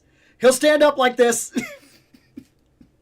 I am half tempted to put him on the shelf like this. I'm dead serious. This is so dumb, and I love it. I love everything about it. It's so fantastic and so dumb, and I'm having more fun just noticing that they put him in the box like this than I am even overlooking the character. I'll get to that, but I had to bring that's so goofy. Sometimes toys are fun, okay? Have fun. But otherwise, this guy is good. Like, from the way that he is. I mean, look at this guy first off, right? This dude is crazy. The amount of detail and everything that's going on this guy is absolutely wild. And it's not just his front. Like, his back is grotesque, and he's got all these, like, he's got all the scales and everything. And like this is like a soft kind of material, but it's really sharp, you know what I mean? And it comes out here. It's going across his back. The fins, the top of his head has that kind of thing going on right there. The smile is really, like the roar is kind of crazy. He's got these, like, strap things. No, it's the belt. The belt broke. That's a cool little effect. It's small, but that's a belt. And he's gotten so much bigger that the belt snapped. That's kind of cool, because oftentimes you see it with, like, the Hulk. That doesn't happen. The belt is always still there, and somehow he's still wearing pants that could not have possibly survived his transformation. But I guess that's fine, because I don't want to see Hulk Wanger, so that's okay, I guess.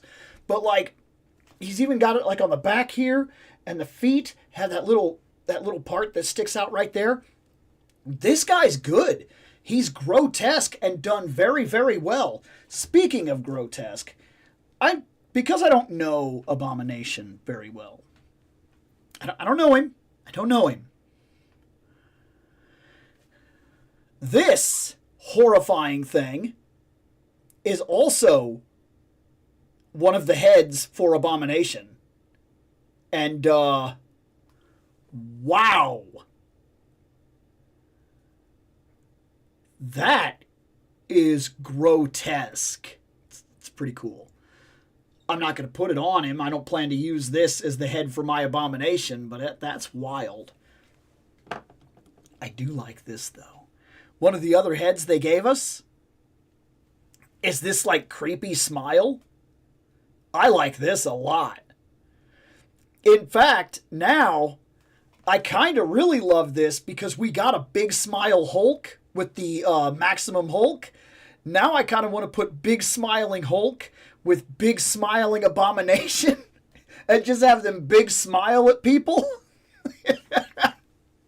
Especially if he's standing like this. Can I get Hulk to do this? Can I get Hulk to stand like this with his big smile? And Abomination to stand like this with his big smile? Because that's fantastic. Otherwise, we're looking at all the same movement that you would expect from a figure like this. They claim that he has some articulation, and sure, he can go back, but, like, he can kind of go forward. Look, I'm not complaining about it. I know what I'm buying here. He does have butterflies, and they go back, man. They go back, and they go in. They go in pretty good, too. So, good job on the butterflies. We're looking at single joints for the elbows, but that's very common for these big figures. And then, of course, we are still working with the... oh, does the torso not move? If it does... Oh, man. We're going to heat that up. I'm not going to force that, because that feels very, very tight. But I'm pretty sure that's a swivel. I don't think, you know, it's not a ball joint or anything like that. I can easily tell that. So yeah, we expect it. Big articulation guy like this. We expect it. I don't think that any of us are really surprised about that. But yeah. Fantastically goofy standing Abomination is added to the shelf. And he's wonderful. He's wonderful. I don't care. He's fantastic. Okay. Here, you stand over here, actually, because... There. All right, let me set up the next thing here.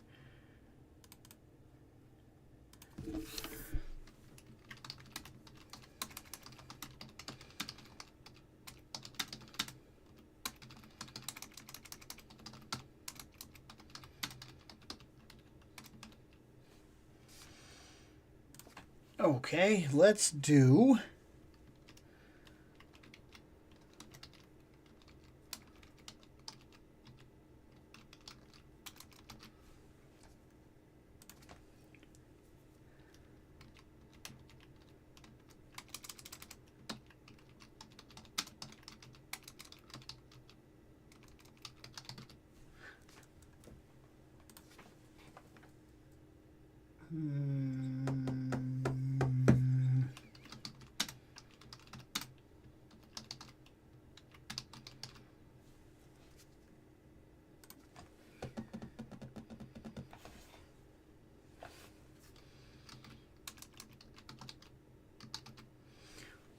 Let's put those up on the roll and see what happens.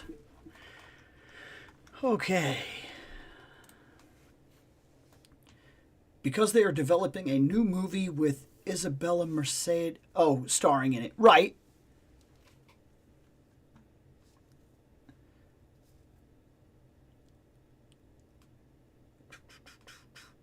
Okay.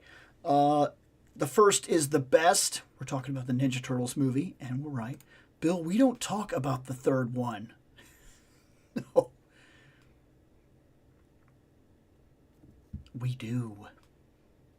I don't know if you ever saw any of my other stuff. Before I started doing my own channel and doing my own stuff, I was part of another channel that very much talked about all of this.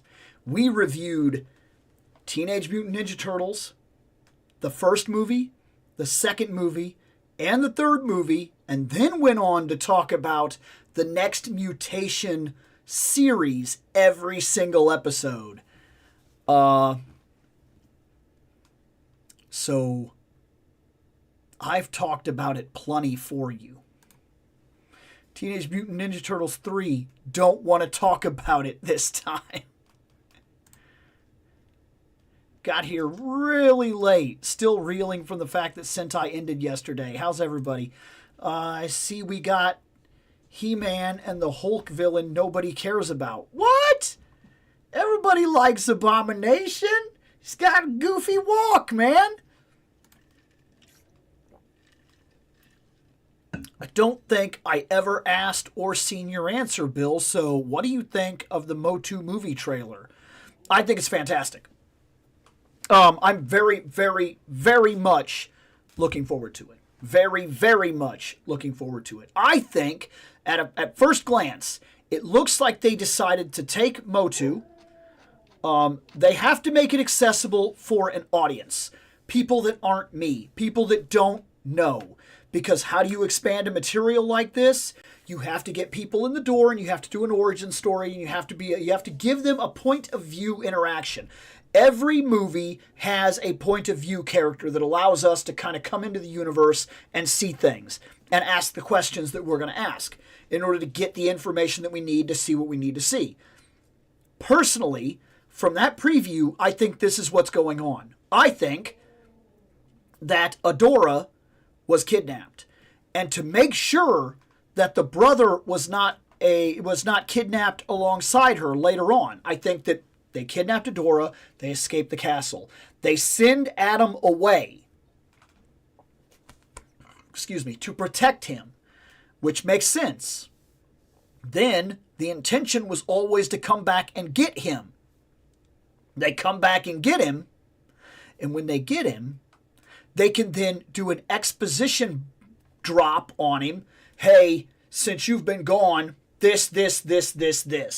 Then we jump into Eternia. So we take a regular world setting. That kind of allows the average viewer to kind of settle in. They know the world. They can understand it. They can laugh at a couple jokes. They can get the main character down a little bit. He can explain some of the foundations of how he got to live here and how he doesn't really belong here, but here he is. Okay, that gives them the idea. We're also going to go to a fantastical world. Here comes the ship. Here comes Tila. Here comes the situation. They take Adam. They go. Now they're in the other world. They're like, this is this, blah, blah, blah. This is how it's changed, yada, yada. Here's the situation. Now everybody's on board and everybody's caught up. At that point, we open up the universe.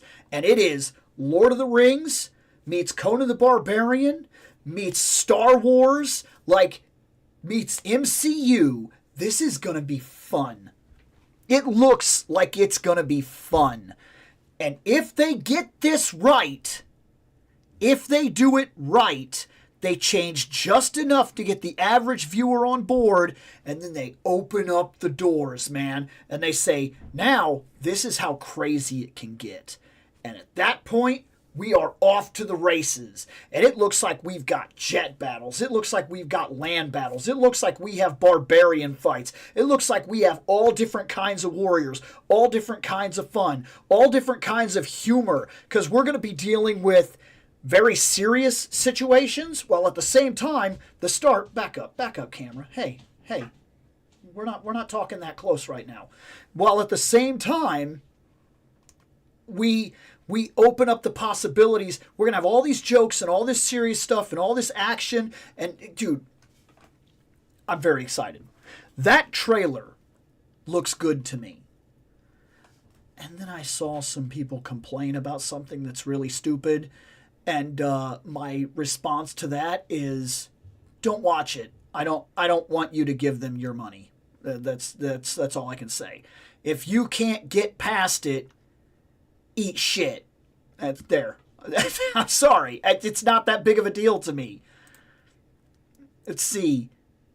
TF was that comedic, dramatic, extreme close-up just now. Oh. When I do this, it zooms in. When I do this, it zooms out. When I do this, Now you're not going to do it? Don't make a liar out of me. It follows me.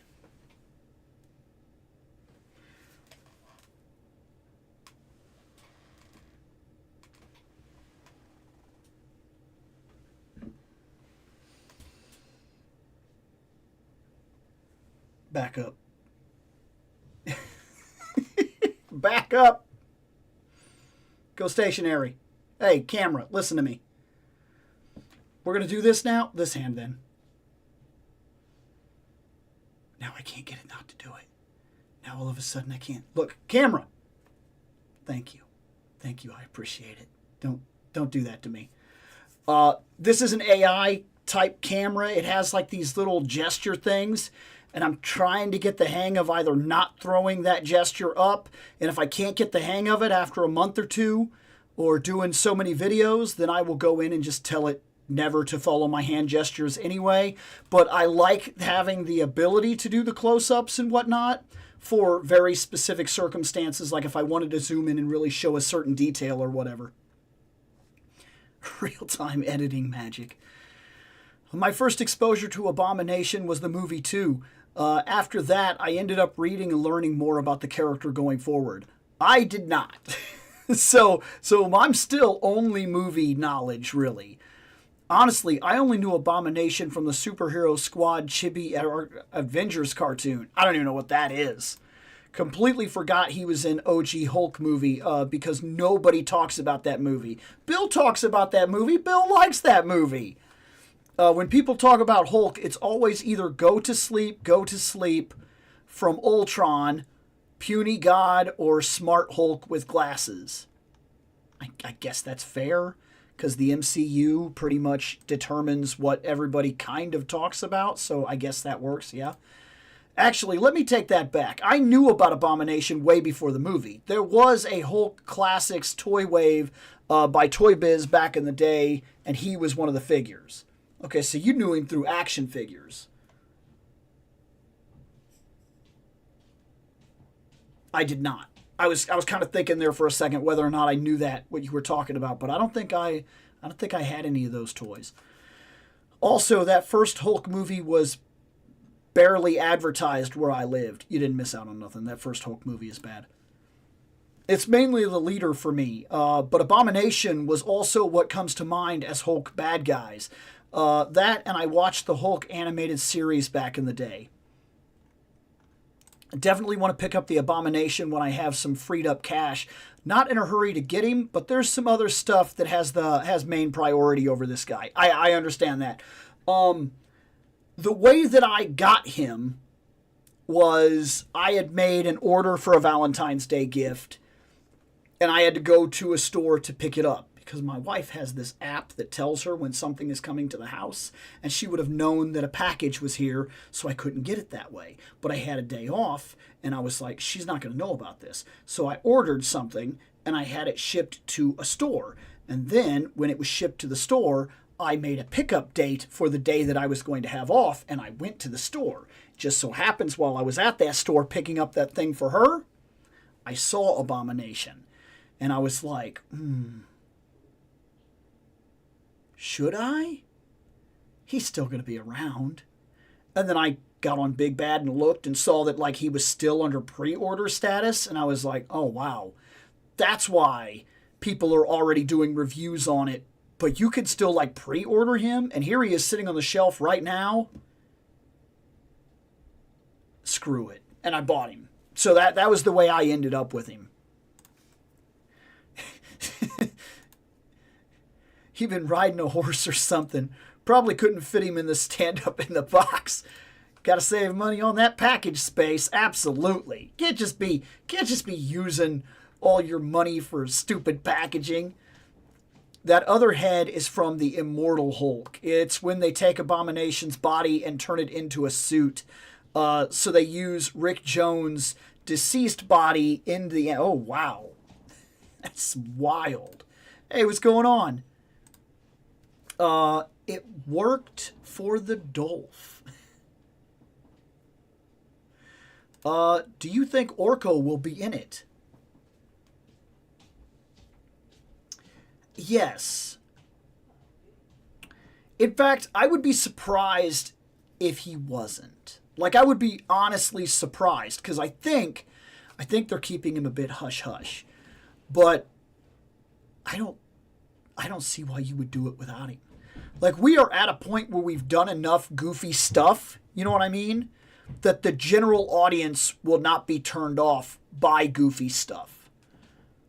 Like, I think that we've already proven with things like Rocket Raccoon and things of that nature that we can easily do these, like, goofy characters and that people will not be turned away by them anymore. I think it's kind of opened up in terms of all the comic book movies and whatnot that they've done, that there's no reason that people should not be just fine with Orko. Now, the CG level that exists, I see people complain about CG all the time.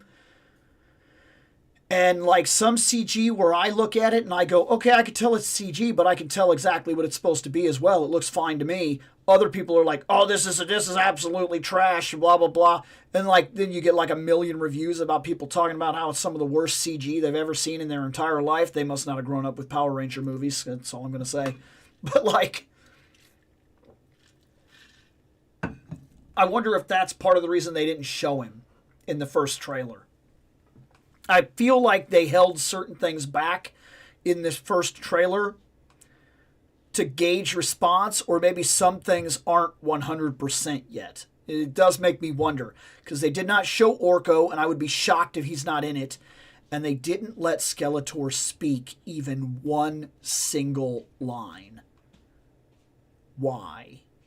I am legitimately interested in why.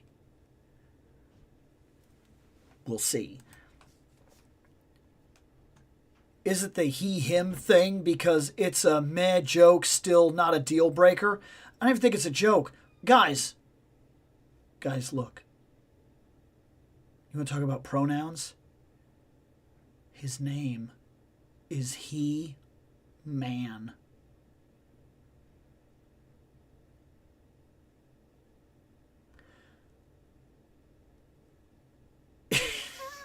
Look, I'm just saying, come on.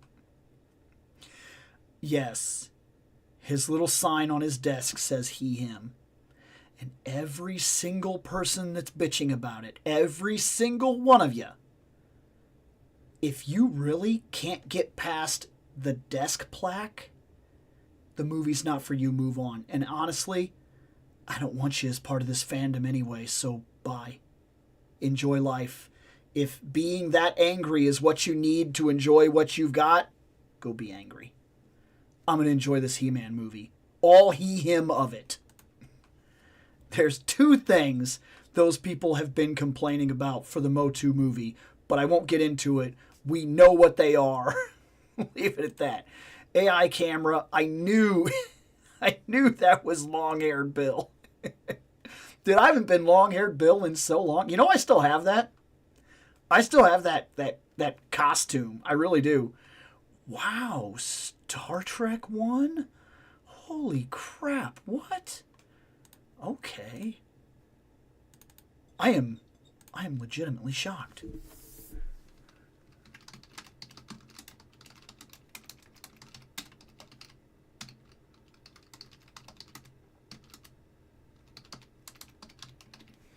Okay. Holy crap. Holy crap. Okay. What's this? All right. Let's see. There's one. What's this? Oh, yeah. Okay. Yeah.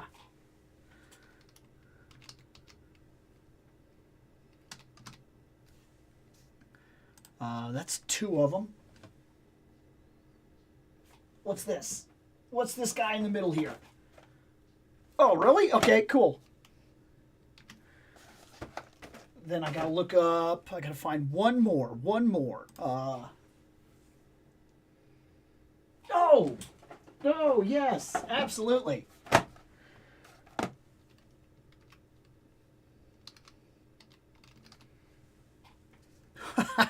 I can't believe Star Trek won.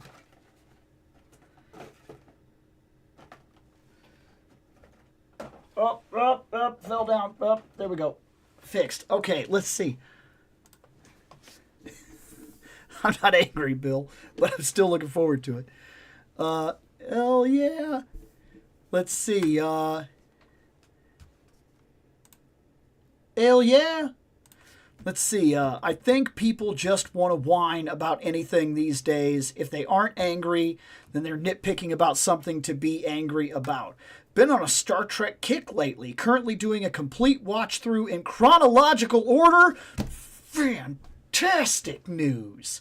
Fantastic. That is fantastic news. I'm happy for you. I'm 1,000% happy for you. Dude, I love Star Trek. Star Trek has been my most constant fandom of my entire life. I have been watching Star Trek for as long as I have been alive. That's not a joke.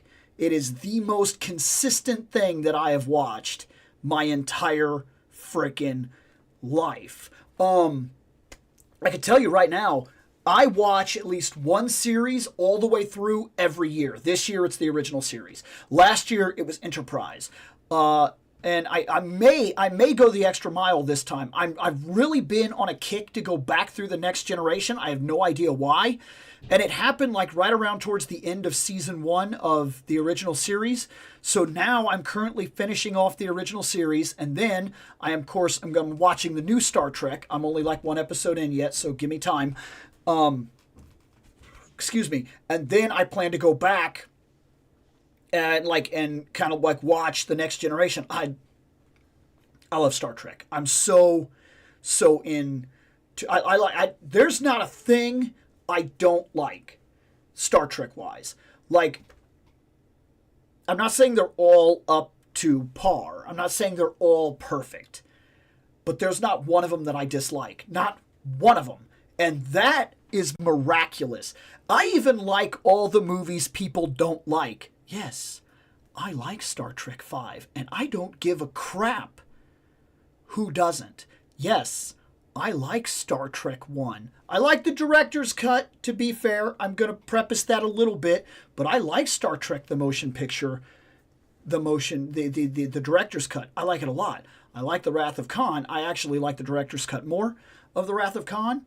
I like the third movie. I don't give a crap who doesn't like it. I like the fifth movie. Yes, I like Generations, and I don't like any of them in a how do I put this? I can tolerate it. I like all of Star Trek. I don't know if there's even one thing. There's episodes I don't like. There's stuff I don't like necessarily, but I couldn't name anything I don't like. Love Star Trek. Consistently love it. And this question right here. Did I see the Build a Bridge nacelle is doing? That thing scares the crap out of me.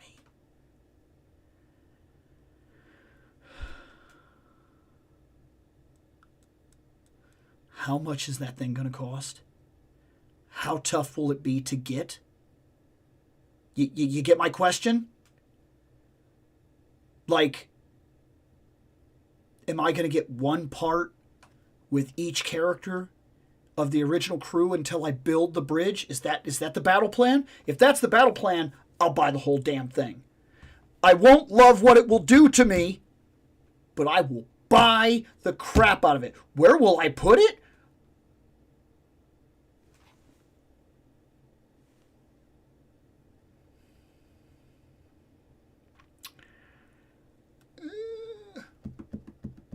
It comes in pieces. I can put it places. It only has to be complete when I'm using it. I don't know. I don't know. I don't know. I don't know.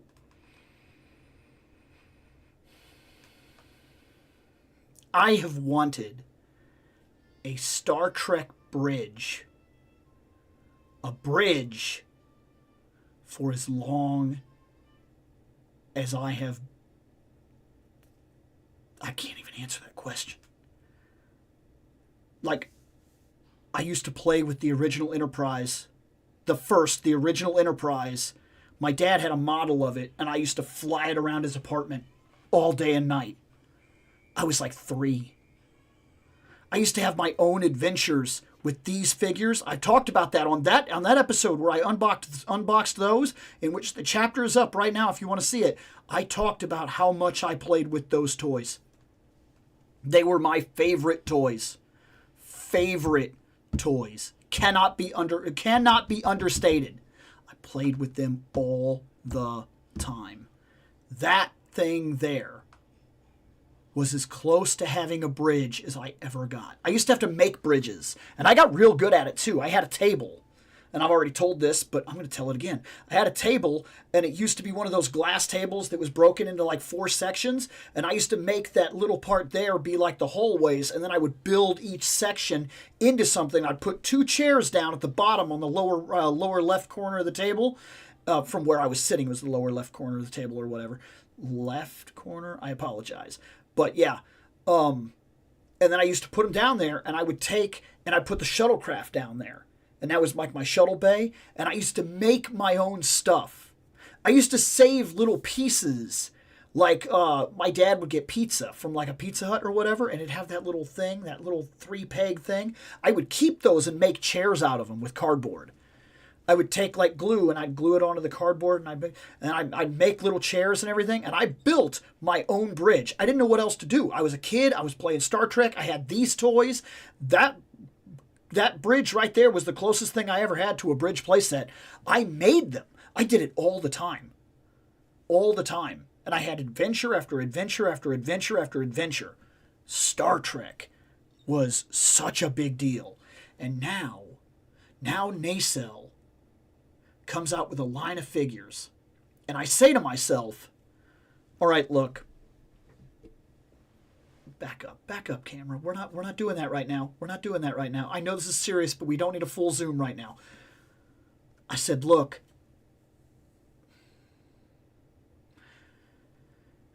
I don't need these figures. I love the way they look. I love that it's figures that we've never gotten. I think it's fantastic. The scale is a little different. Do I really need to be dropping $40 per figure to get a bunch of figures right now? Just walk away from it, Bill. Walk away from it. And I did. I've got the Star Trek I want. It's right there. It's not the extravagant Star Trek. It's not what everybody else necessarily wants, but I walked away because I said, I don't really need to be buying a whole bunch of $40 Star Trek figures. That's a lot right now. So I walked away from it. Then Nacelle says, would you like to build a bridge, Bill? An original series bridge, Bill?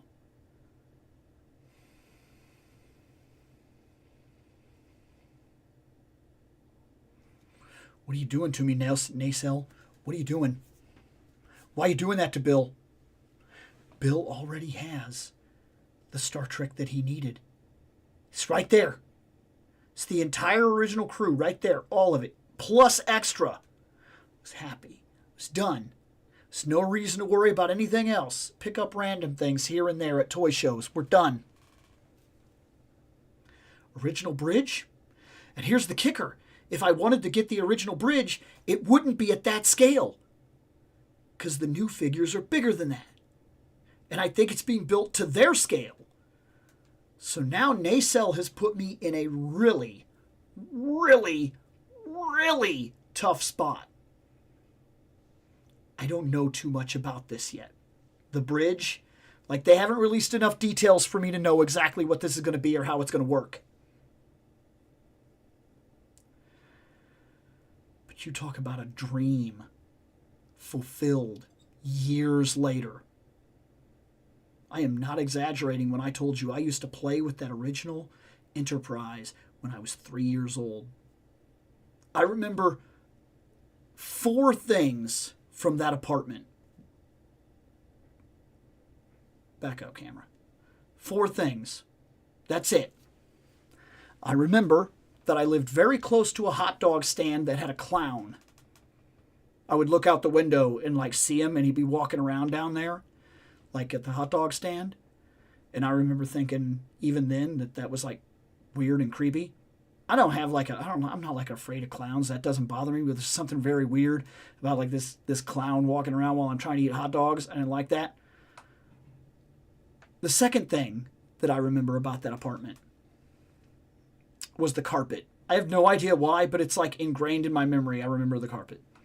The third thing I remember about that apartment, records. I remember there being records. I don't know why I remember that. Maybe my dad had a really decent collection at that time. I don't know. The fourth thing that I remember, that Enterprise. That's what I remember. Those are the four things I remember from that apartment.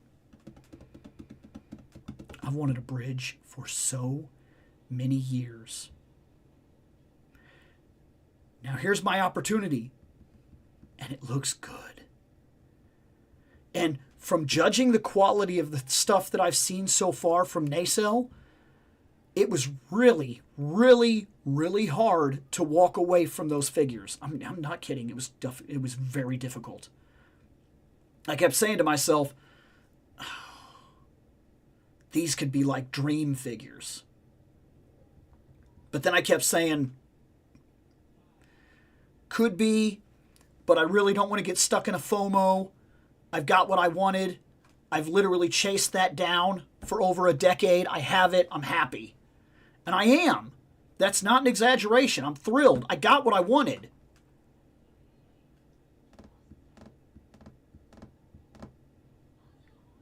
But an original series bridge, a full bridge, compartments, every single part of the bridge, including view screen and midsection, all of it interconnected in a way that I can take out the parts that I don't need to take shots and whatnot, so I can set everybody up and light it from the top and then take shots of whatever it is I happen to be doing.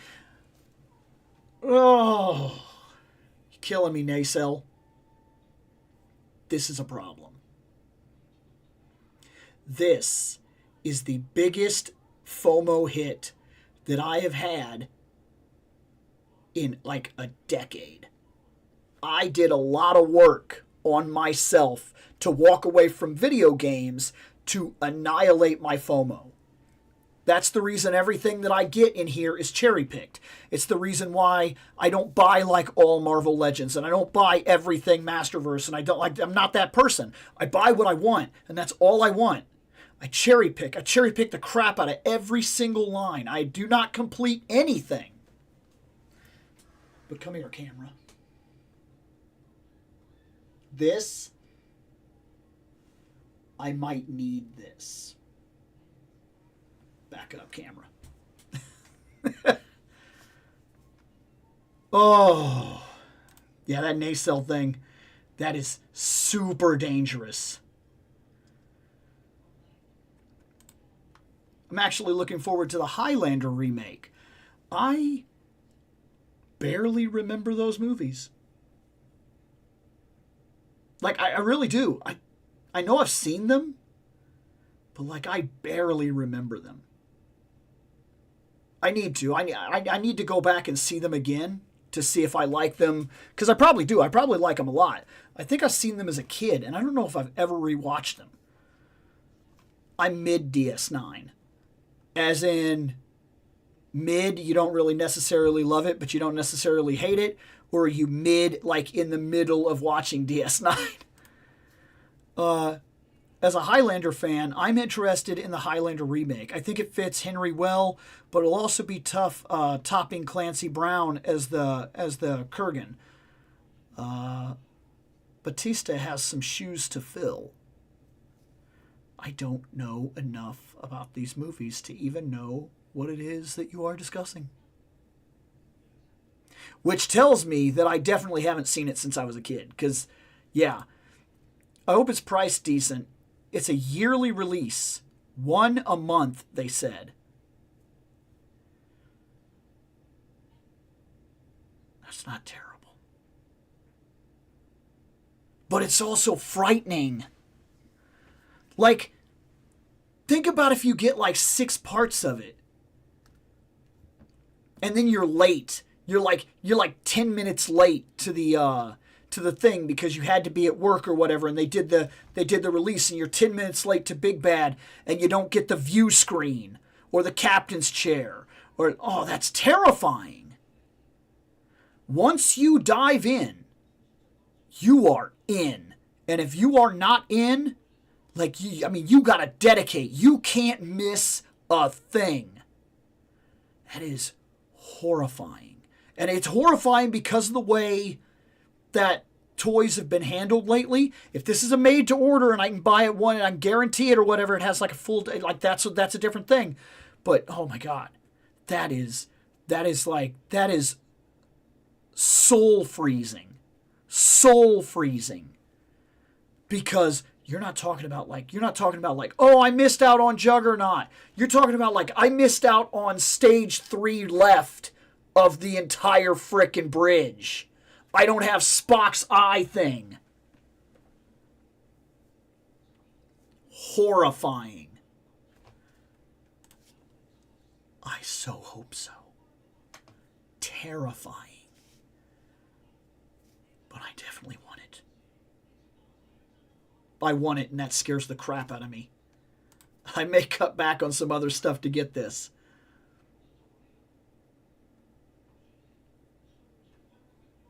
Yeah. I may have no choice but to turn it into a priority. You're talking about the culmination of something that I've dreamed about since the very first action figures I ever got. Holy crap. Like an original series bridge is unreal. Skip Highlander 2 and 3, we don't talk about them. Oh.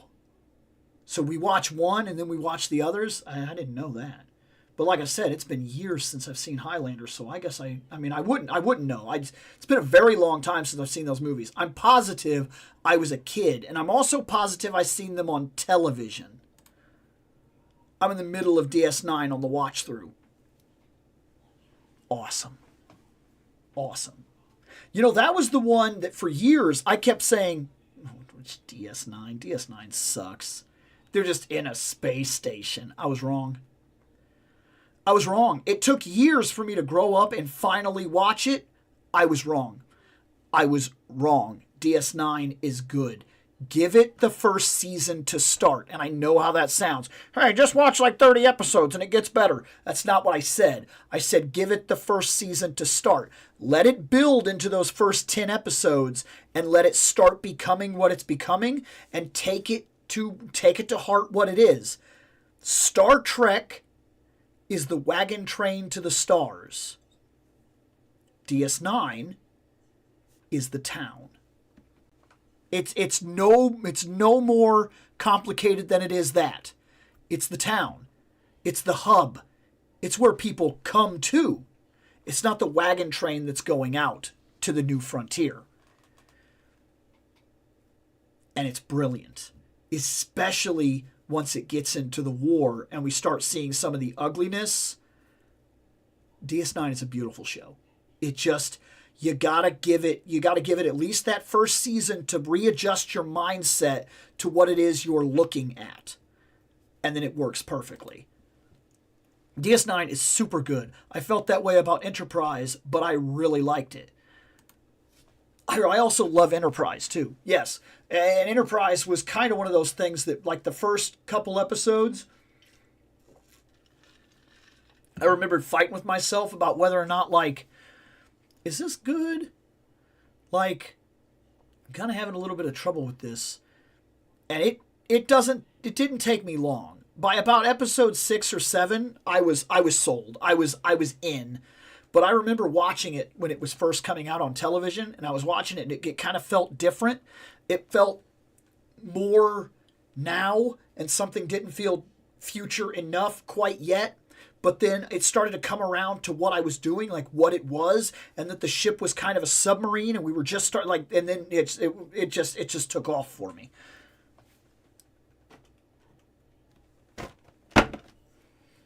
Let's do this. this flip thing that I do is getting dangerous.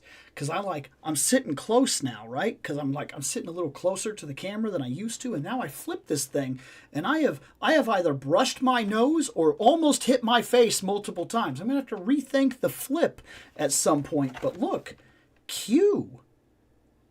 This is a guy that doesn't make mistakes like I do. Let's talk about him. Q is another one of those things that people look at these and they go, "Oh, don't open those figures, man. Don't open those figures." Do you see how many years have passed? And this is $7. $7 still in packaging. Guys, these were overproduced at a rate that is unreal. I'm an opener. I'm going to open this. Just so you know.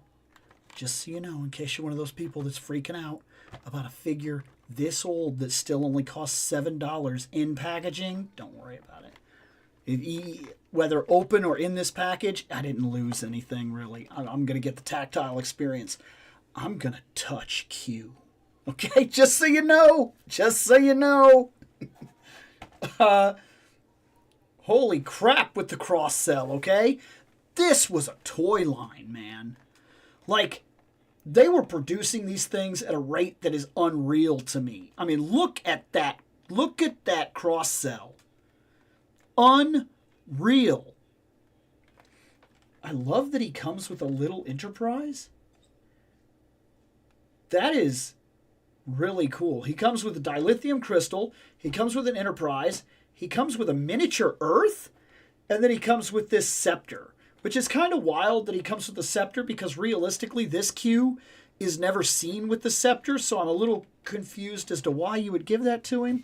Not that it matters one way or another, but like, it is weird. I wonder if there really could have been a better thing to give him. I'm not that worried about it, if we're being perfectly honest. But we got Q, and we got all that stuff. Q is a crazy concept in Star Trek. He really is.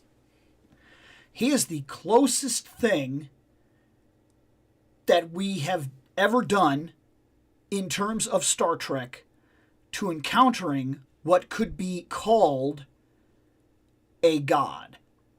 Like, there's other things that we act like we've gotten really close. Like, we actually did find old Greek pantheons that were actually out there living.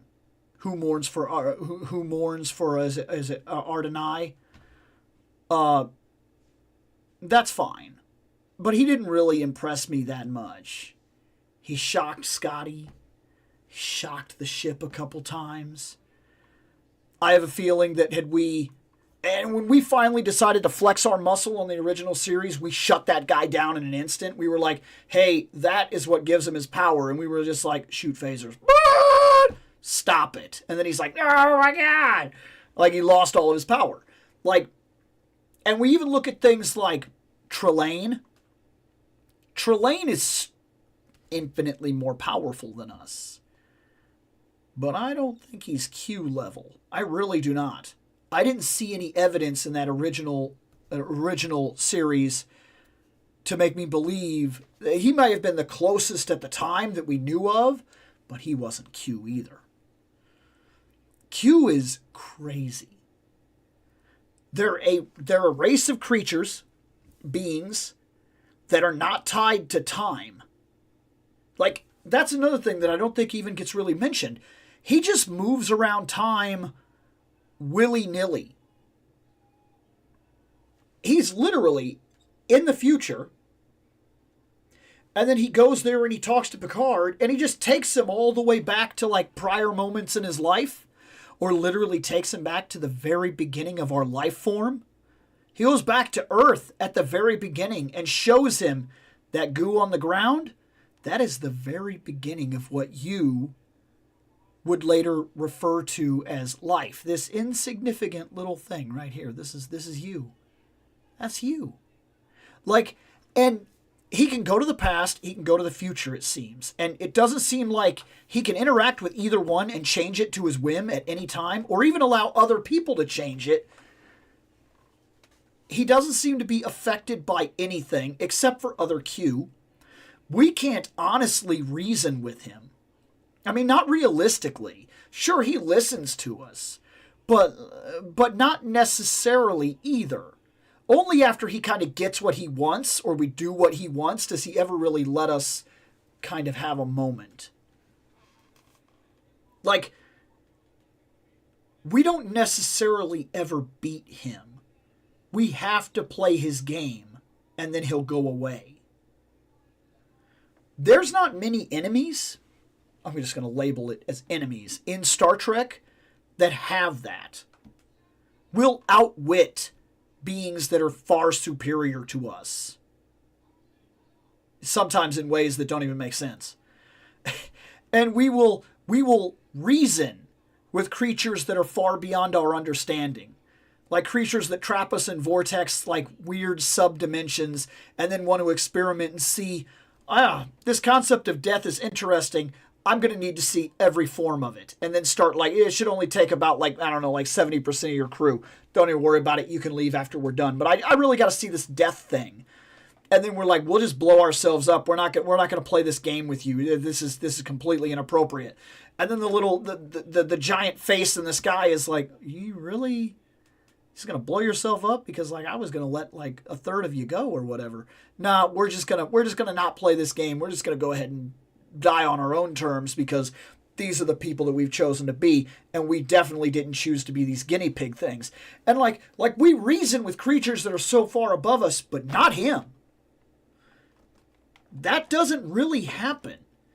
He listens to us if he chooses to. And the game is done when he decides it's done. He is the thing in Star Trek that we are at the mercy of. He is like nature. And then it's kind of wild too, because even he views the nature of things as just kind of a, Like there's that episode where he turns human and he actually ends up on the ship, and then when he's there, they say, we're trying to solve this problem, and he's completely disinterested. They keep giving him little things to do, and he's like, this is monotonous and stupid, and I don't want to do it. And they're like, look, you need to do the tasks that we give you, because right now this is where you are in the thing, and we're trying to figure this thing out. And he said, just move the moon. Just move it. And like, we can't just do that, Q. And he's like, yes, you can. Yes, you can. Like, it's because of the way that you're thinking right now is the reason that you can't do a thing, but you very much can do a thing. You have the ability to do the thing. Just do it. Just do the thing. And then it's his idea that finally puts us in a position where we're like, hold on. He's right. We can do a thing. Like, the universe is just a completely different concept to something that is like this. I mean, we're NPCs in his Minecraft. I mean, it's unreal. It is but then they take this entity and they give it this personality, and he comes out and he interacts with us. And like, you want to be terrified of it? Because it is horrifying to think that something is that far above you. They say the boot does not have a quarrel with an ant. I mean, that's very much a Q thing. It doesn't really matter. We don't really matter. Just kind of like a mild interest right now. He saw a thing and he's going to go play with it. I mean, that's about what we equivalent to, especially at the beginning. And then when he does show up and he decides to put us on trial, and then we stay on trial, we don't realize it, but we're actually on trial for the entire series. And then we run into other ones that have been messing with our history forever, because there's another Q that years ago actually saved the Riker family line. Is there a reason for that? Do they do that on purpose? Are they playing a very, very powerful game of chess that we can't possibly understand? Are they the reason for coincidence? It's possible. And they make this guy so likable, so wildly likable, that even with all the horrifying implications of what he is and what he's capable of and what we are to him, we can't help but almost look forward to episodes he's going to be in. And maybe because it gives us a kick in our complacency. Maybe we need that from time to time. As people, it's easy to get comfortable in your accomplishments and the things that you can do. And Q shows us that regardless of how far we go at any point in time, there's always something above us. Sometimes horrifyingly above us. Like the bounds of nature itself. Sure, we learn and we learn and we learn and we do and we do and we do and we build and we build and we build, but the tornado is still a tornado.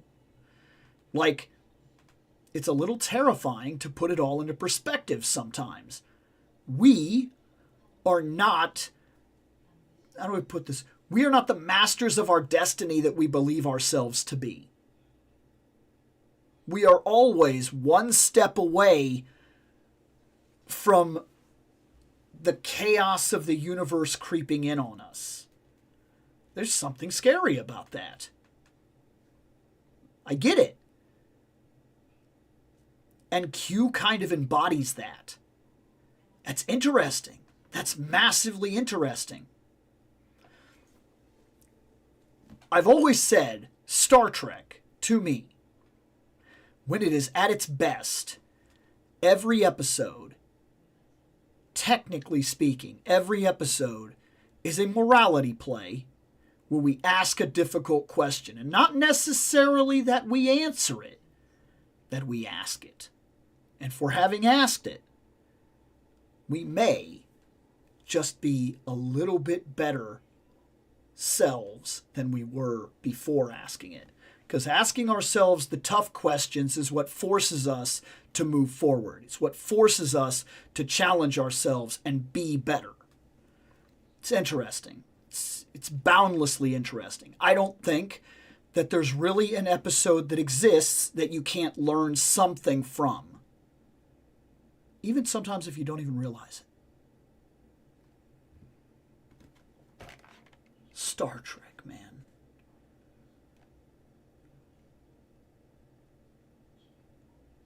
Let's open this queue. It looks good.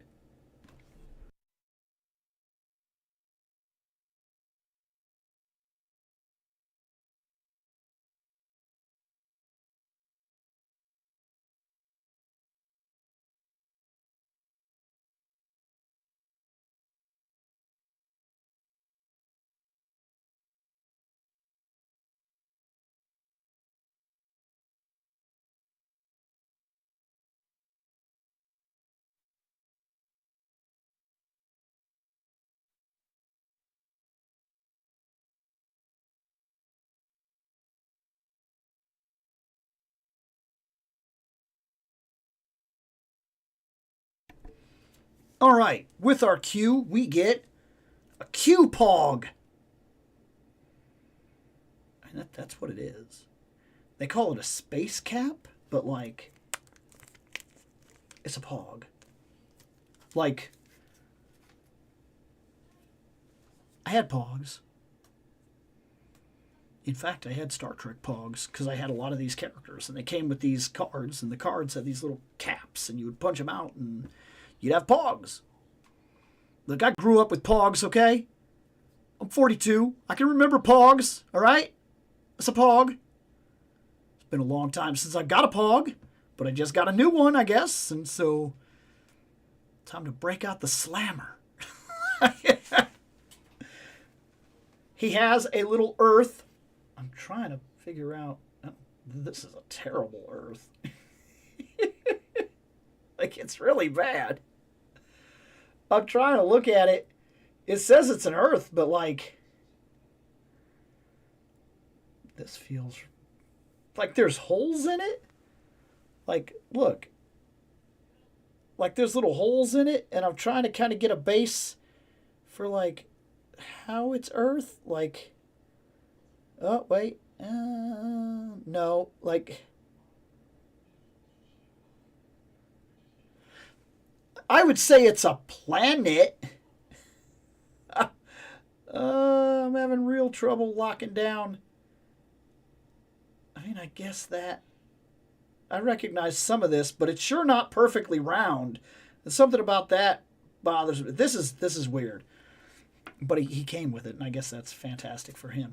He's got some dilithium crystals, which, by the way, these are a bit of a problem for this toy line.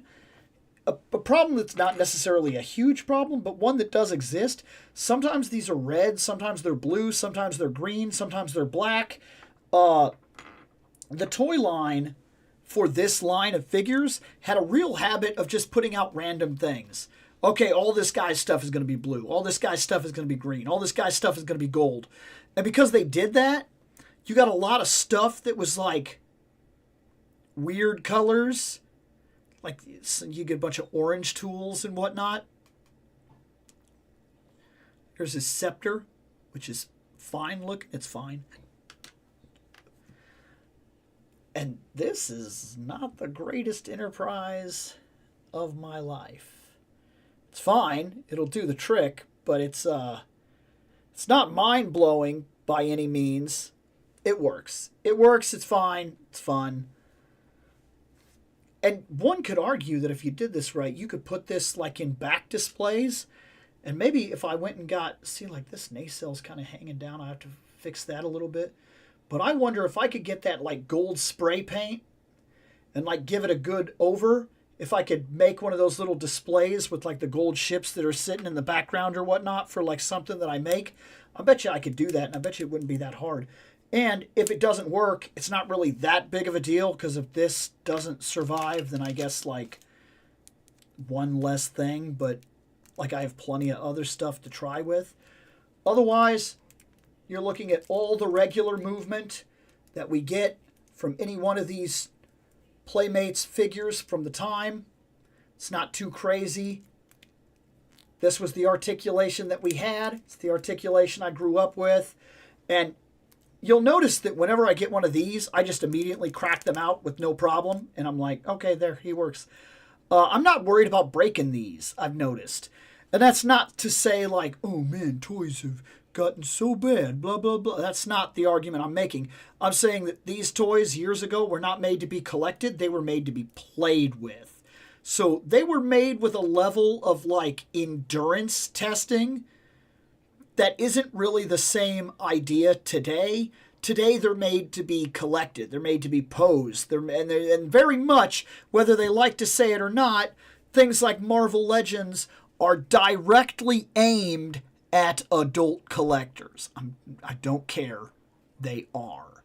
You cannot tell me with a line like this that goes as deep as they go with the cuts they go for that they're selling to kids.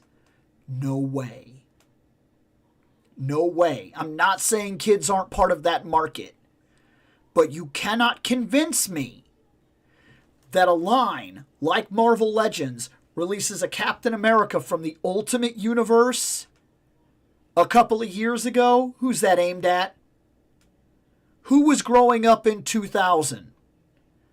You think the average kid of about 10 to 12 years old, or 8 to 12 or whatever, even knows what the Ultimate Universe even was? They don't. Not unless the parents have specifically said, you have to read these comics. It's not a thing. It's not a thing. But old toys like this, they were like built in a way that they knew. They got the body and they were like, okay, it works. We know that it works. Here you go.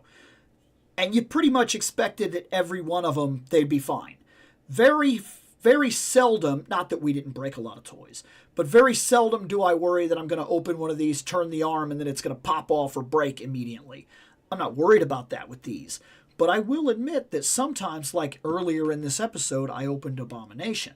And I went to move his midsection, and I was like, I'm going to heat him up. We didn't worry about that back then. There is a difference in the way toys were made, but they were made simpler because we were going to play with them. They expected this guy to get beat up. That's not necessarily true with Marvel Legends. They expect those to be collected. I'm positive of that. It's a different monster. They don't expect that all these Marvel Legends are going to go in a big wooden crate toy box in a basement somewhere, and maybe they'll all survive and the kid will play with them every now and then when he feels like digging them out of the box. It's not the same monster, guys. It's not the same monster. They still make toys like that are built to just be tossed in the box and then dug out at your random so that you can play with toys. Those toys still exist. They're not Legends. They're not Legends. So I don't have any worries whatsoever about just breaking this guy out and using him. And that's true for a lot of these older toys that I buy. His likeness, good enough. It's getting close. Good enough. I can tell that's him. That's Q. That's Q. That doesn't bother me at all. The likeness on Playmates was cartoony enough that if they got it close enough, your eyes kind of fill in the gaps. It's weird to explain because now, I promise you, if this guy comes out and he comes out in like the Nacelle collection, he's going to look spot on. Like to an uncanny degree. Like where you're going to look at him and go, wow, that's him. And then this is almost like he's pulled off the cartoon series. You know, like the Star Trek animated series. Almost every single one of those figures feels like that. Like they were taken off that series and they look just enough like the person that your brain will kind of fill in the gaps and go, yeah, that's him. And I mean, it does look like him. I'm not trying to put them down. Look, they were doing fantastic sculpt work in the day for what these cost and what they were. I am actually impressed with a lot of the head sculpts that I've seen across the line. But even the ones that aren't necessarily right, your brain will sometimes fill in those gaps and go, oh no, I see it. I see it. And then you'll see like a photoreal, crazy nacelle figure or whatever and go, oh, I see it. Like, you get what I'm saying? It's interesting. It's just a difference in like how toys are today, how toys were then. It felt different. It feels different. That's so cool. He's going to be cool on the shelf, man. He's going to be cool on the shelf.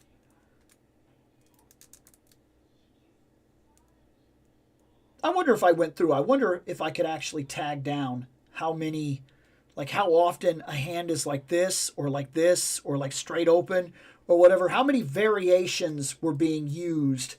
Because once you had the standard body, everything in the middle down is pretty much always reused. The only thing they really worry about is like the pips. And then aside from that, everything is almost always reused, torso down. And then they basically put the forearms were changed from figure to figure to give different hand variations, and the face was changed. And then they just, that could be why the cross-sell is like so incredible, because it's like, here, we released 30-something guys this wave. Go out and collect them all. That's insanity. Can you imagine if Marvel Legends tomorrow was like, hey, we got 30 figures this month. Go ahead and get the ones you want. No, you can't afford that. You not only can you not afford that, you're not going to find all of that. And like the idea, if they did something like that, and every single one of them was just like, just uniform guy, like out of 32 new characters, there were like 17 of them that were uniform guy. Can you imagine the outrage that would exist today? Can you imagine? Marvel Legends is like, hey, we released 37 new guys, and 22 of them are all just plain bodies that are painted slightly differently. Oh, people would lose it. People would lose it. Toys have changed so much. They've changed so much. Every time I open one of these, I have no choice but to look and go, this is why I'm as forgiving as I am. Because I've had people be like, oh, I don't think you're being very realistic, blah, blah, blah, and things like that. But I buy for very different reasons than most other people. But I've had them be like, oh, that's terrible, and I hate that figure, and blah, blah, blah, and they didn't do this, and it should have had this, and yada, yada. And then I'll look at it and go, I mean, I grew up with this. Like this was my toy. So take this, or this, and then compare it to this.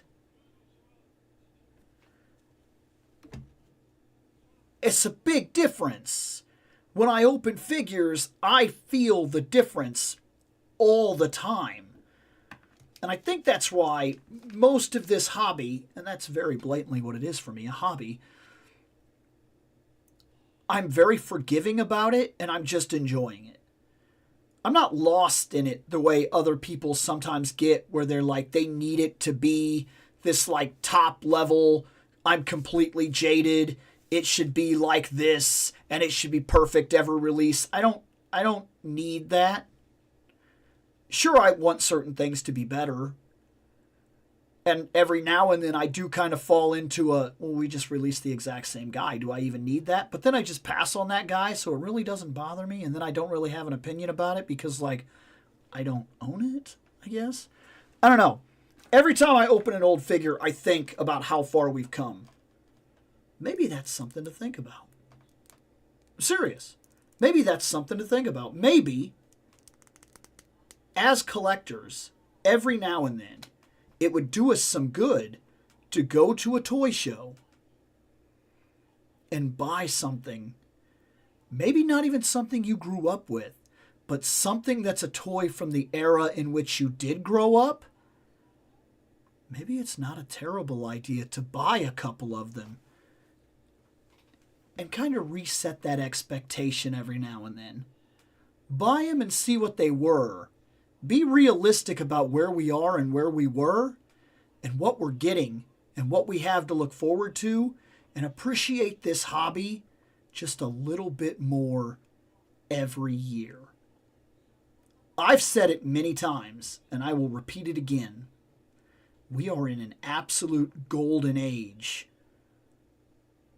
of collecting for toys. Like, this is it. I know that people like to claim, the golden age of action figures, blah, blah, blah, it was the 80s. If you're talking about play sets and being a kid because you were a kid and you played with a lot of toys in the 80s and there were choices, sure. But the options today are unreal. There is nothing you can't find now. There are fully articulated Golden Girls action figures. Golden Girls. There's brand new Star Trek figures that are amazing looking. There's fantastic Mondo level He-Man figures at 1/12 scale now, if you want that. There's some of the best Ninja Turtles we've ever seen available. There's Fire and Ice figures. There's Conan the Barbarian figures. There's X-Men figures. There's DC figures. It just goes on and on and on. If you loved a thing, it's probably already being made again, or it already exists and you can just go get it, or there's something coming down the pipeline that's at least like that. I don't know if you can think realistically. If you want to pinpoint one thing that you wish they had that they still don't have, sure, I'm sure you could find that one miraculous thing. But for the most part, if you can come into this hobby and find nothing that you like, That's not a problem with the hobby. That's you. We're in a golden age. I swear by it. 100%. I grew up with this. I still love it. I still have it. I still collect it. But I think this keeps me humble. I really do. Let me fix this.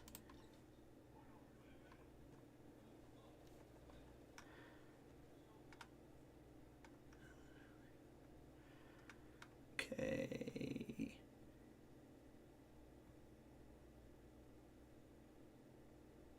That's fine. Oh, I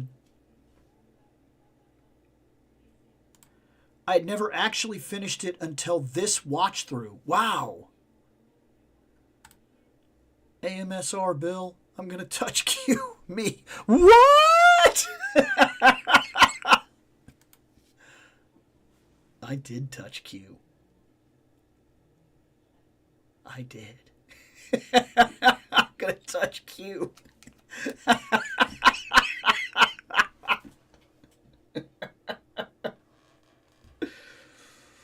Oh my gosh.